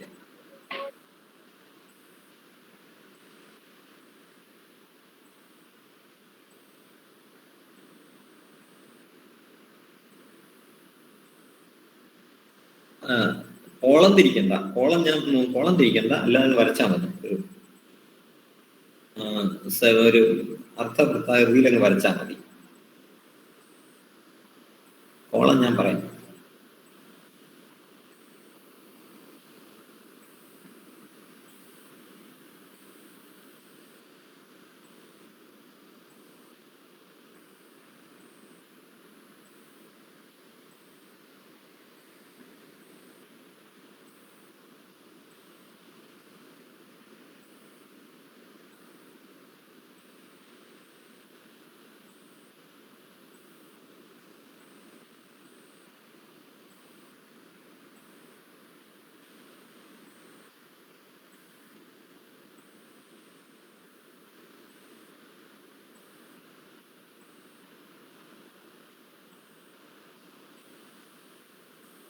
വരച്ച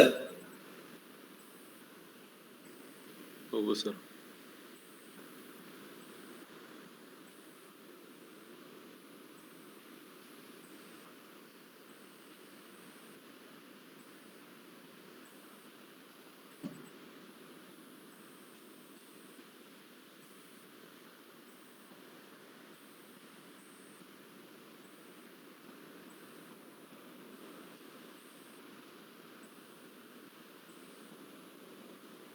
വരച്ചു സാർ.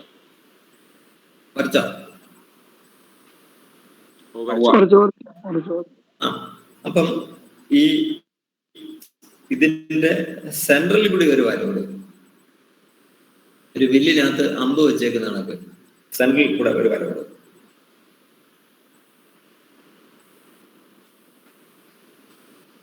സെൻട്രലിൽ കൂടെ വര കൊടുത്തിട്ട് അതിന്റെ ഇടത് ഭാഗത്ത് പുറത്തായിട്ട് മൈനസ് എന്നും അല്ലെങ്കിൽ നെഗറ്റീവ് എന്നും ഒരു നെഗറ്റീവിന്റെ ചിഹ്നം കൊടുക്കുക. മനസ്സിലായില്ല. ഈ അർദ്ധവൃത്തം വരച്ചിട്ട് ഒരു അർദ്ധവൃത്തം വരച്ചല്ലോ, വരച്ചിട്ട് അതിന്റെ സെന്ററിൽ കൂടി ഒരു വര കൊടുക്കും. എന്നുവെച്ചാൽ പകുതി പകുതിയായി. ഓക്കെ സാർ, കൊടുത്തല്ലോ. അപ്പം അതിന്റെ ഇടതുവശം നെഗറ്റീവ് എന്നും വലതുവശം പോസിറ്റീവ് എന്നും ഒരു ചിഹ്നം കൊടുക്കും. അത് ഈ സർക്കിളിന് വെളിയിൽ കൊടുത്താൽ മതി. ഓക്കെ സാർ, കൊടുത്തല്ലോ. എന്നിട്ട് ഈ രണ്ട് വശത്തും 2 കോളം കൊടുക്കുക. അപ്പം 2 വര കൊടുക്കുക, ഡിവൈഡ് ചെയ്ത്. അപ്പം 3 കോളം കിട്ടും. എന്നുവെച്ചാൽ ലെഫ്റ്റിലും 3 കോളം, റൈറ്റിലും 3 കോളം.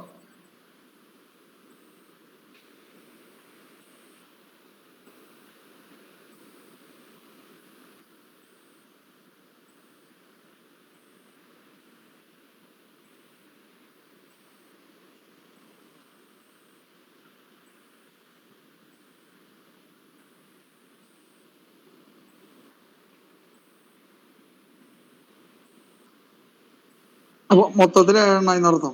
സെൻട്രലത്തെ കൂടാണ്ട് 6 കോളം വരും. മറ്റേ സെൻട്രലത്തെ കൂടുമ്പോ 7 വരില്ലേ?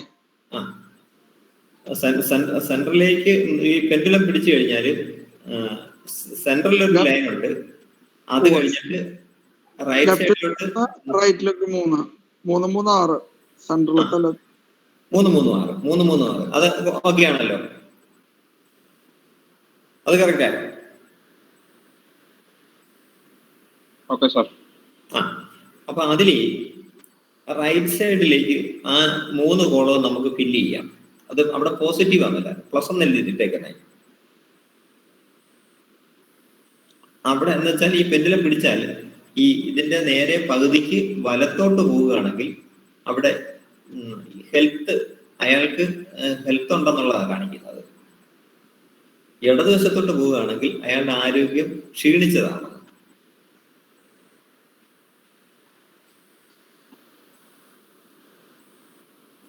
എഴുതിയോ?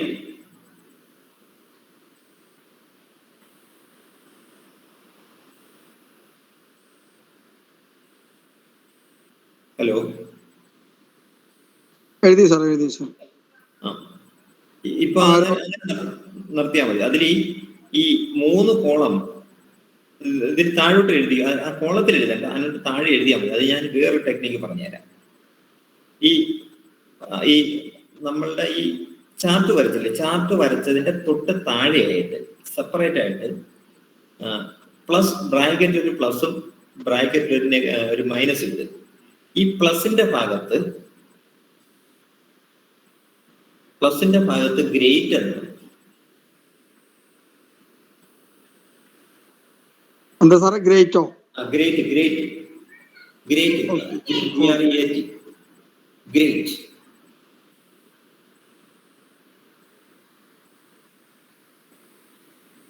എന്നും സ്ട്രോങ് ഗ്രേറ്റ്, സ്ട്രോങ്, മൈൽഡ്. അറിയാലോ? Great, strong, mild.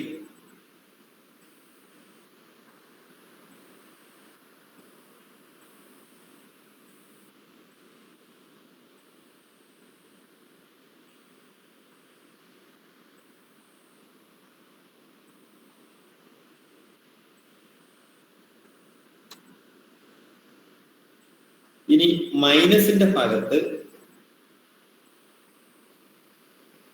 മൈൽഡ്,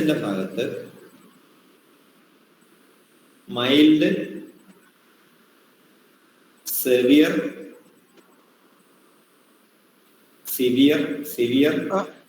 സാറേ മൈൽഡ്, സിവിയർ എന്നല്ല, സിവിയർ, സിവിയർ, സിവിയർ, ക്രിട്ടിക്കൽ.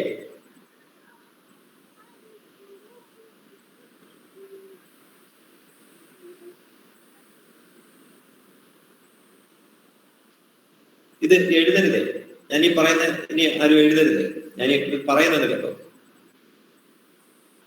അതായത് ഇപ്പൊ ഈ ചാർട്ടിൽ ഇനി അത് ഫില്ല് ചെയ്യണ്ട. ചാർട്ടിൽ ഞാൻ അടുത്ത ക്ലാസ്സിൽ ആ ചാർട്ട് നിങ്ങൾക്ക് അയച്ചു തരാം, അല്ലെങ്കിൽ കൺഫ്യൂഷൻ ആവും. ഇത് ചാർട്ട് ഇല്ലാതെ തന്നെ നമുക്കൊരാളുടെ ആരോഗ്യം പരിശോധിക്കാം. എങ്ങനെയെന്ന് വെച്ചാൽ ഇയാളുടെ കണ്ടീഷൻ ആരോഗ്യപരമാണോ എന്ന് ചോദിച്ചാൽ ക്ലോക്ക് വൈസിലാണ് ഇത് കറങ്ങിയാൽ അതിന്റെ അർത്ഥം അയാൾക്ക് ആരോഗ്യമുണ്ടെന്നാണ്. ആരോഗ്യമുണ്ട്. അവിടെ നമ്മൾ പിന്നെ ചെയ്യുന്ന അങ്ങനൊരു ചോദ്യത്തിന് ഉത്തരം കിട്ടിയാൽ പിന്നെ അത് എത്തരത്തിലുള്ള ആരോഗ്യമാണെന്നാണ് നമുക്ക് പിന്നെ അറിയേണ്ടത്. അവിടെ നമ്മൾ പിന്നെ നോക്കും ഇയാളുടെ ആരോഗ്യം ഗ്രേറ്റ് ആണോ, ഏറ്റവും നല്ലതാണോ, അല്ലെങ്കിൽ സ്ട്രോങ് ആണോ, അതും അല്ലെങ്കിൽ അത്രയില്ലെങ്കിൽ പിന്നെ മൈൽഡ് ആണോ എന്ന് വെച്ചാൽ അത്ര വലിയ ആരോഗ്യമൊന്നുമില്ല എന്നുള്ള അർത്ഥത്തിൽ. ഇപ്പൊ പിടികിട്ടി. ഇനി അഥവാ നമ്മൾ ആരോഗ്യ കണ്ടീഷൻ എങ്ങനെയുണ്ടെന്ന് നോക്കുമ്പോൾ ആന്റി ക്ലോക്ക് വൈസിലാണ് കറങ്ങുന്നതെങ്കിൽ അയാൾക്ക് അസുഖമുള്ള ആളായിരിക്കും, അല്ലെങ്കിൽ ആരോഗ്യം ഇല്ലാത്ത ആളായിരിക്കും. അവിടെ നമ്മൾ ചെയ്യുന്നത് മൈൽഡാണോ, ഈ അസുഖം മൈൽഡാണോ എന്ന് ചോദിക്കും. അല്ലെന്ന് കാണിക്കുകയാണെങ്കിൽ വീണ്ടും നമ്മൾ നോക്കും, എന്നാൽ സെവിയർ ആണോ. വീണ്ടും അല്ലാതെ കാണിക്കുകയാണെങ്കിൽ നമ്മൾ ഒന്നുകൂടെ നോക്കും. അപ്പൊ നമ്മൾ അടുത്ത ചോദ്യം മാറ്റി കൊടുക്കും, ക്രിട്ടിക്കലാണോ. അപ്പം അവിടെ നമ്മൾ ഈ അസുഖം കണ്ടു കഴിഞ്ഞാൽ നമുക്ക് ഇതിൽ ഏതെങ്കിലും ചോദിക്കാം, ക്രിട്ടിക്കലാണോ, അല്ലെങ്കിൽ സെവിയർ ആണോ, അല്ലെങ്കിൽ മൈൽഡ് ആണോ. ഇതിൽ ഏതെങ്കിലും ഒരു ആൻസർ പെൻഡുലം തരും. അപ്പൊ നമ്മളുടെ ചോദ്യം ഏതാണോ അതനുസരിച്ചായിരിക്കും. ഇതിന്റെ ഒരു ഇതാണ്. ഇപ്പൊ മനസ്സിലായല്ലോ. ഇനി നമുക്ക് ബാക്കി കണ്ടിന്യൂ ചെയ്യാം. നോട്ട് എഴുതാം.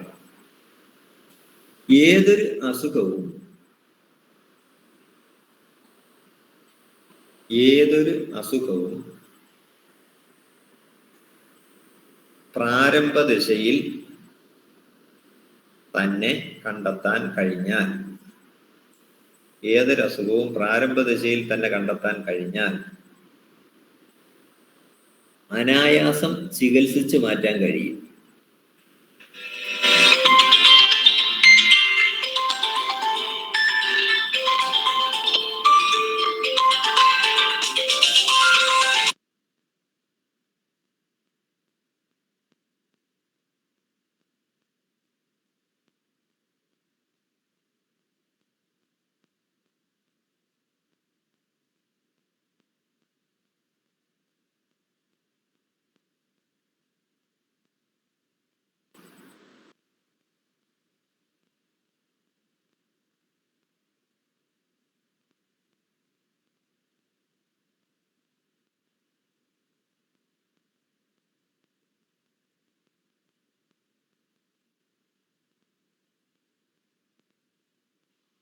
കേൾക്കുന്നില്ല.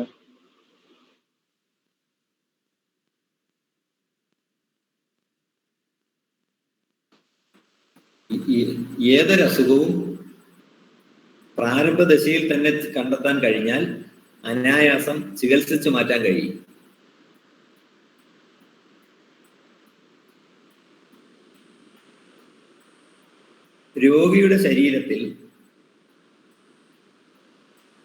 രോഗിയുടെ ശരീരത്തിൽ പെൻഡുലം വച്ച്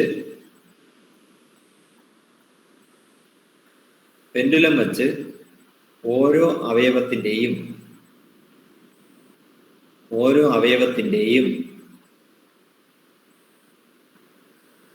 രോഗാവസ്ഥയോ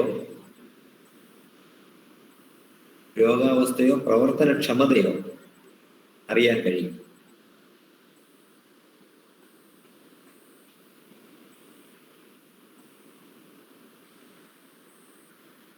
രോഗിയെ നേരിട്ട് പരിശോധിക്കാതെ തന്നെ ആൾരൂപം പോലെ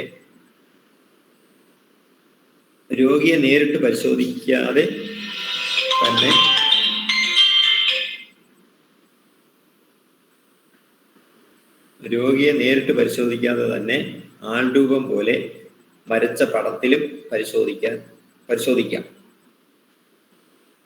ആൾരൂപം നമ്മൾ മുമ്പേ ഒരു വരച്ചില്ലേ, ഒരു പടം കാണിച്ചില്ലേ, അതാ ഉദ്ദേശിക്കുന്നത്. ആൾരൂപം പോലെ, രോഗിയെ നേരിട്ട് പരിശോധിക്കാതെ തന്നെ ആൾരൂപം പോലെ വരച്ച പടത്തിലും പരിശോധിക്കാം.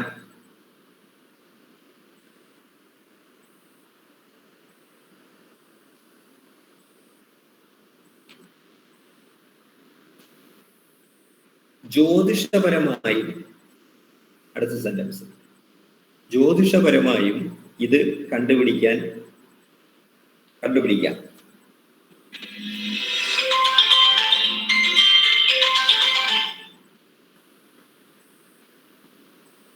ജ്യോതിഷപരമായും ഇത് കണ്ടുപിടിക്കാം. അതിനായി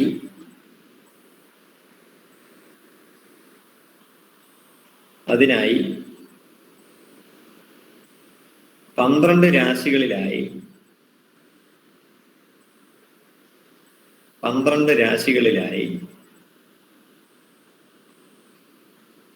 കാലപുരുഷന്റെ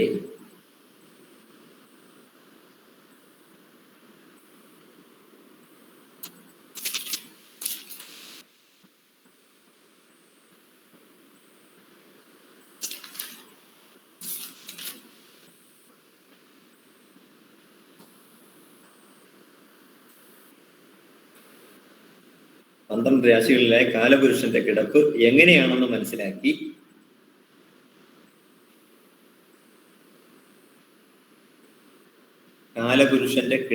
എങ്ങനെയാണെന്ന് മനസ്സിലാക്കി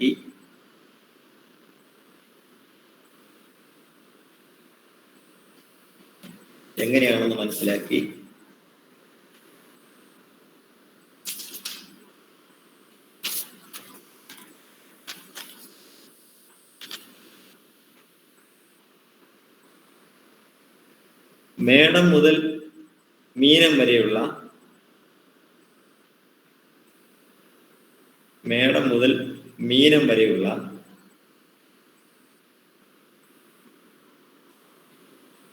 രാശികളെ പരിശോധിച്ചാൽ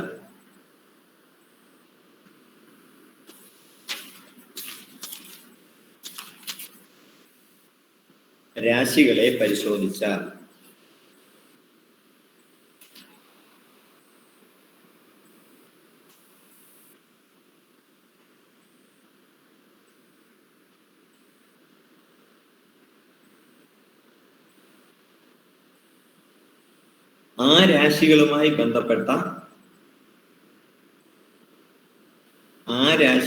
ബന്ധപ്പെട്ട അവയവങ്ങൾക്കാണ്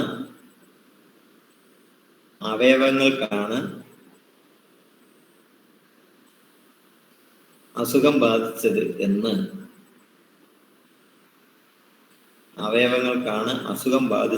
എന്ന്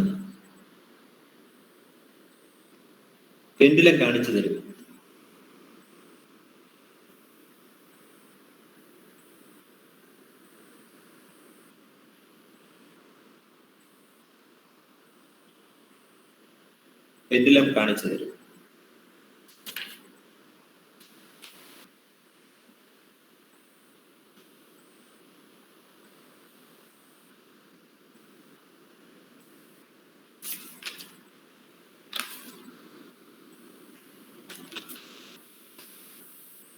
അടുത്ത സെന്റൻസ്,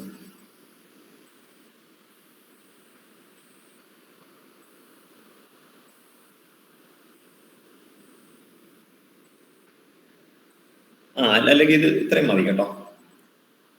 ഹലോ, ഇത്രയും മതി. ഇനി അടുത്ത ക്ലാസ്സിലെ ഈ ചാർട്ട് നമുക്ക് കുറച്ചുകൂടെ ഉണ്ട്. അത് ഞാൻ ആദ്യം എഴുതിപ്പിച്ചിട്ട് നമുക്ക് അത് ഡിസ്കസ് ചെയ്യാം. അടുത്ത ക്ലാസ്സിൽ ബാലൻസ് ചാർട്ട് ആദ്യം തന്നെ നമുക്ക് എഴുതാം. എഴുതിയിട്ട് ഡിസ്കസ് ചെയ്യുന്നതായിരിക്കും ഇനിയുള്ളത്. പ്രത്യേക സബ്ജക്റ്റ് അല്ല എന്നുള്ളത്. ഇതിപ്പം നമുക്ക് അത്യാവശ്യം വേണ്ട സാധനങ്ങളാണ്. ഒരു ജനറൽ നോളജിനുപരി ഇത് പ്രാക്ടിക്കൽ സെൻസിൽ നമുക്ക് അപ്ലൈ ചെയ്യേണ്ടതാണ്. അതുകൊണ്ട് അടുത്ത പ്രാവശ്യം നമുക്ക് ആദ്യമായിട്ട് തന്നെ എഴുതണം. അപ്പം ഇന്നെന്തെങ്കിലും ഇതുമായിട്ട് സംസാരിക്കാൻ എന്തെങ്കിലും ഉണ്ടോ? എന്തെങ്കിലും ചർച്ച ചെയ്യാനുണ്ടോ? രാശിചക്രത്തിന്റെ കാര്യം പറഞ്ഞായിരുന്നല്ലോ. ആ ആ രാശിചക്രത്തിന്റെ കാര്യം ഈ അടുത്ത ക്ലാസ്സില് ഏതാ? അത് അടുത്ത ക്ലാസ്സിൽ അതുമായിട്ട് ബന്ധപ്പെട്ടുള്ള ചാർട്ട് അടുത്ത ക്ലാസ്സിലാണ് ഡിസ്കസ് ചെയ്യാന്നാണ് സാർ പറഞ്ഞത്. അത് നമുക്ക് വിശദമായിട്ട് ഡിസ്കസ് ചെയ്യാൻ നിങ്ങൾക്ക് അറിയാമല്ലോ, അല്ലെങ്കിൽ അറിഞ്ഞുകൂടാത്തവർക്ക് നമുക്ക് കൃത്യമായിട്ട് ചെയ്യാം. കാരണം ഓരോ രാശിയിലും ഓരോ അവയവങ്ങളോട് ബന്ധപ്പെട്ട് ജ്യോതിഷത്തിൽ പറയുന്നുണ്ടല്ലോ. അപ്പൊ ജ്യോതിഷമാകുമ്പോൾ അതിനെ കുറിച്ച് നമുക്ക് കുറച്ചുകൂടെ പഠിക്കാം. അതാ ഉദ്ദേശിക്കുന്നത്. അത് ഈസിയാണ്, അത് പെട്ടെന്ന് പഠിച്ചെടുക്കാൻ കഴിയും. അന്നേരം മറ്റൊരു അന്വേഷണം വേണ്ട, നമുക്ക് ജസ്റ്റ് മറ്റേ ഒത്തിരി ചെയ്യേണ്ട. ജസ്റ്റ് പെറ്റിനെ പിടിച്ചാൽ നമുക്ക് മനസ്സിലാകും, പെറ്റിനെ നമുക്ക് കാണിച്ചു തരും എന്താ കുഴപ്പമെന്നല്ല. ഏതാ നമ്മൾ കഴിഞ്ഞ ക്ലാസ്സിൽ ടൈപ്പ് ഓഫ് പെൻഡുലം പഠിച്ചിരുന്നല്ലോ. ടൈപ്പ് ഓഫ് പെൻഡുലം അപ്പൊ ഓരോന്നിനും ഓരോ ഫംഗ്ഷൻ ആണ്, അതെല്ലാം ഒരേ ഫംഗ്ഷൻ തന്നെ ആയിരിക്കും? അതുണ്ട്, ഓരോ ഫംഗ്ഷനാണ്. പക്ഷെ നമുക്ക് ഇപ്പോഴും അതായത് രുദ്രാക്ഷ പെൻഡുലം എന്ന് പറയുന്ന സംഭവം, ഈ രുദ്രാക്ഷ പെൻഡുലം നമ്മൾ ഡൗസിങ്ങിനല്ലോ ചെയ്യുന്നത്, ഹീലിങ്ങിനാണ്. നമ്മൾ അതൊക്കെ ഈ സെക്കൻഡ് ലെവലാകുന്നുണ്ട്, ഹയർ ലെവലിലാണ് ഹീലിംഗ് വരുന്നത്. ഇപ്പം നമ്മൾ പെൻഡുലം ഡൗസിങ് ആണ്. ഈ ഹീലിംഗ് എന്ന് പറയുമ്പോൾ അതിന് ആ രുദ്രാക്ഷ പെൻഡുലം അതിനുപയോഗിക്കുന്നത്. പിന്നെ സ്പൈറൽ പെൻഡുലം ഉണ്ട്, പിന്നെ ഐസിസ് പെൻഡുലം ഉണ്ട്. അത് അന്ന് ഞാൻ ഇൻട്രൊഡക്ഷൻ ക്ലാസ്സിൽ ജസ്റ്റ് ഒന്ന് സൂചിപ്പിച്ചിരുന്നതാണ്. അതെന്തിനാണെന്ന് ചോദിച്ചു കഴിഞ്ഞാൽ ഈ ചില എനർജീസിനെ എടുക്കാൻ വേണ്ടി, അതായത് മരിച്ചു നിൽക്കുന്ന കേസുകൾ, അല്ലെങ്കിൽ ചിലയിടത്ത് ചില വീട്ടിലൊക്കെ ഗോപ്യമായ ചില ഇഷ്യൂസ് ഒക്കെ ഉണ്ടെങ്കിൽ നിങ്ങൾ അങ്ങനെയുള്ള ഇത് വെച്ചിട്ട് ആയിരിക്കണം നിങ്ങൾക്ക് ചെയ്യാൻ കഴിയുന്നത്. വളരെ പെട്ടെന്ന് തന്നെ കാര്യങ്ങൾ അങ്ങനെയുള്ള എനർജീസിനെ നമുക്ക് ആ ഡൗസിങ്ങിൽ കൂടി ക്ലിയർ ആയിട്ട് എടുക്കാൻ കഴിയും. പിന്നെ അല്ലാതെ പൊതുവെ ഒരു ബാൾ പെൻഡുലം മതി ഇപ്പം, അല്ലെങ്കിൽ ക്രിസ്റ്റൽ പെൻഡുലം മതി, നമുക്ക് അത്യാവശ്യമായിട്ടുള്ള കാര്യങ്ങൾ ചെയ്യാം. പിന്നെന്ന് പറയുന്ന ഒരു പെൻഡുലത്തിനകത്ത് തന്നെ ഹോളുണ്ട്. ആ ഹോളിനകത്ത് വെള്ളം ഒഴിച്ചിട്ട് ആ അടപ്പിട്ട് അടച്ചിട്ട് ആ വെള്ളം ഇരിക്കുന്ന പെൻഡുലം വെച്ചിട്ട് ഒരു ചെറിയൊരു ബോൾ അത് വെച്ചിട്ട് നമ്മൾ വെള്ളമുള്ള ഭാഗം പരിശോധിച്ചാൽ, ഞാൻ പറഞ്ഞല്ലോ സമാനമായിട്ടുള്ള കാര്യങ്ങളെ ആകർഷിക്കപ്പെടുമെന്ന് പറഞ്ഞല്ലോ. ഈ പെൻഡുലത്തിനകത്ത് വെള്ളം വെച്ചുകൊണ്ട് പരിശോധിച്ചാൽ വെള്ളമുള്ള ഭാഗം വളരെ പെട്ടെന്ന് നമുക്ക് കണ്ടുപിടിക്കാം. അങ്ങനെ പെൻഡുലത്തിന് മെർമെറ്റ് പെൻഡുലം എന്ന് വെച്ചാൽ നമ്മുടെ മെർമെറ്റ് പെൻഡുലത്തിനാണ് പൊതുവെ ഉപയോഗിക്കാറുള്ളത്.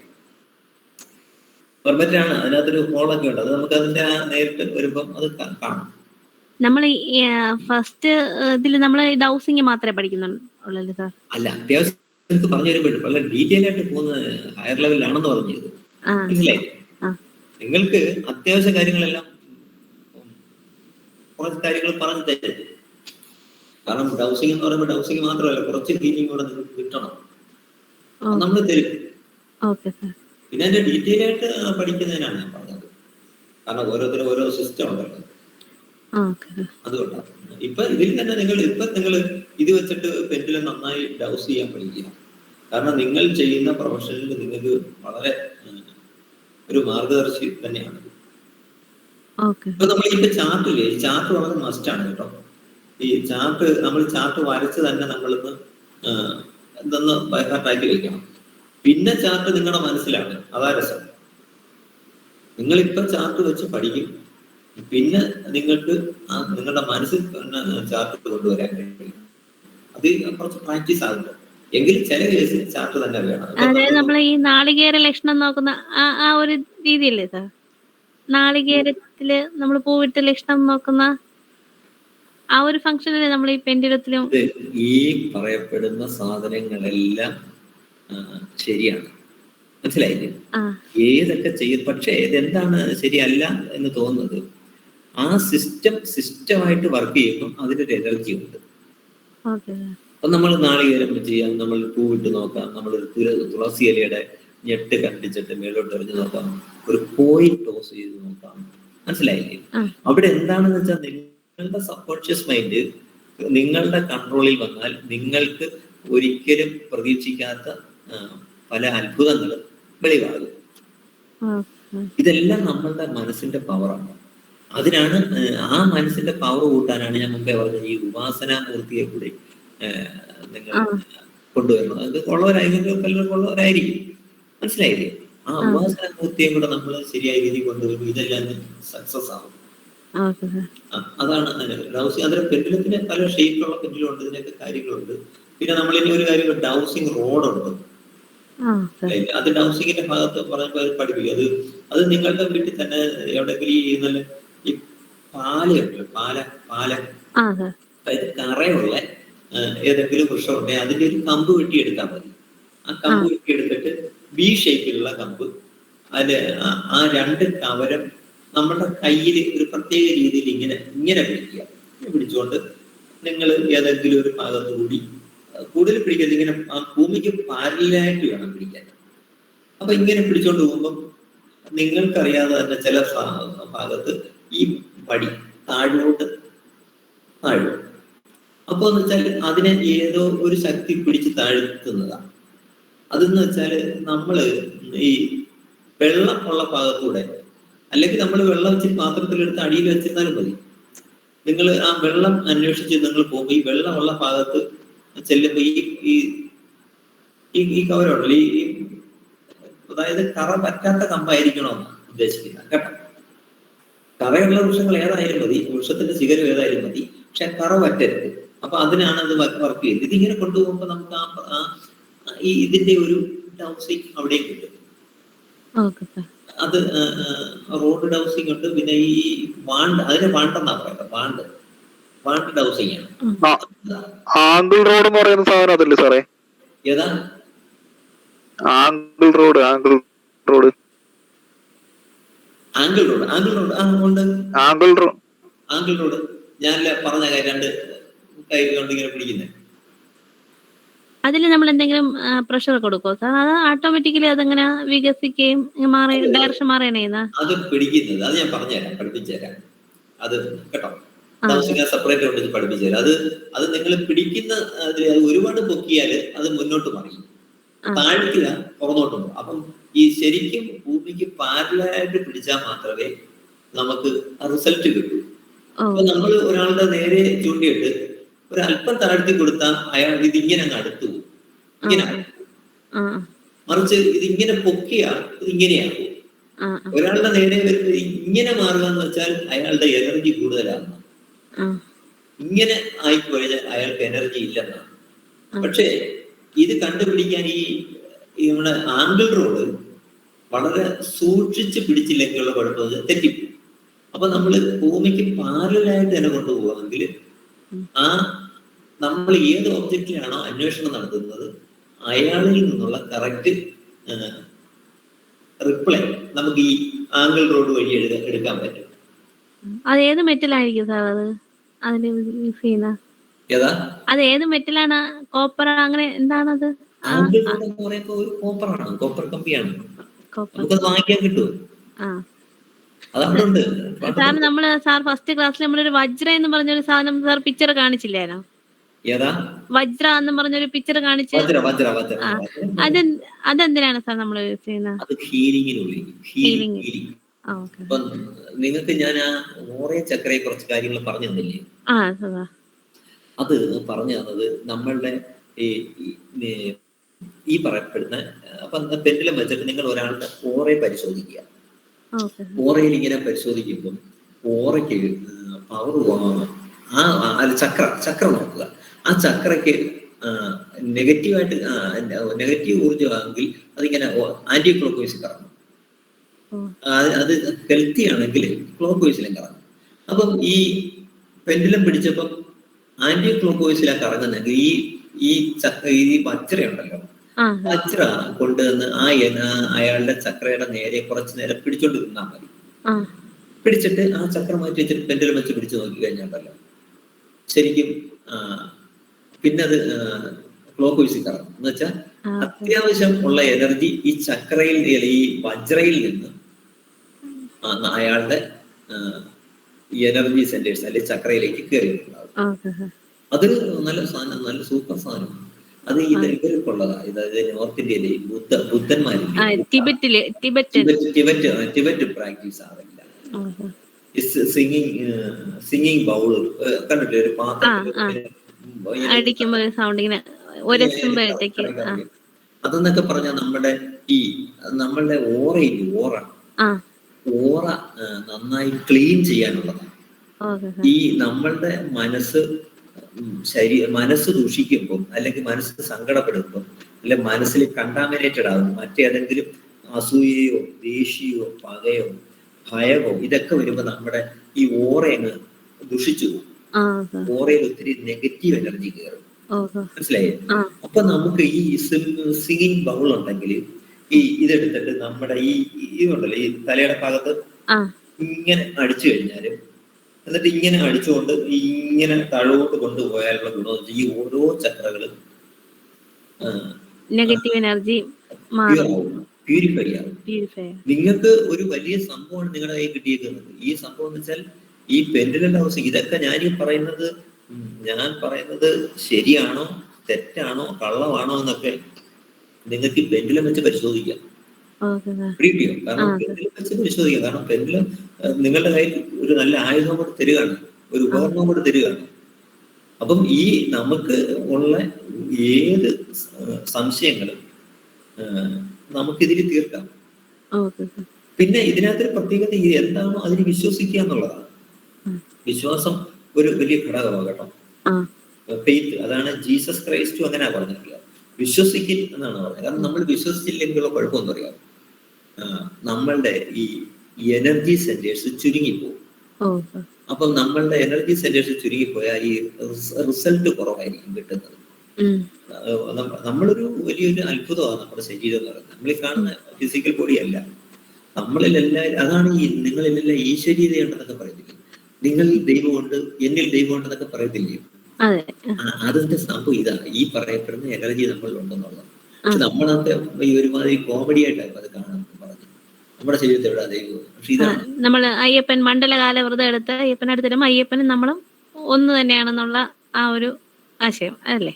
ഈ മണ്ഡലകാലം എടുക്കുന്നത് എന്തിനാണെന്നറിയാമോ? നമ്മള് അത്രയും പ്യൂരിഫൈ ആവാൻ വേണ്ടി, അത്രയും നമ്മുടെ പ്യൂരിഫൈ ആയാൽ മാത്രമേ നമ്മളുടെ സൂക്ഷ്മ ശരീരത്തിലേക്ക് അവിടുന്നുള്ള ആ എനർജി അത്രയും കിട്ടും.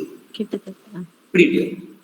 അല്ലെങ്കിൽ ഉള്ള കുഴപ്പമെന്ന് വെച്ചാൽ നമ്മുടെ 230 വോൾട്ട് ഉള്ള ബൾബ് ഇടുന്നോടത്ത് 1000 വോൾട്ട് കയറി വന്നാൽ എങ്ങനെ ഇരിക്കും?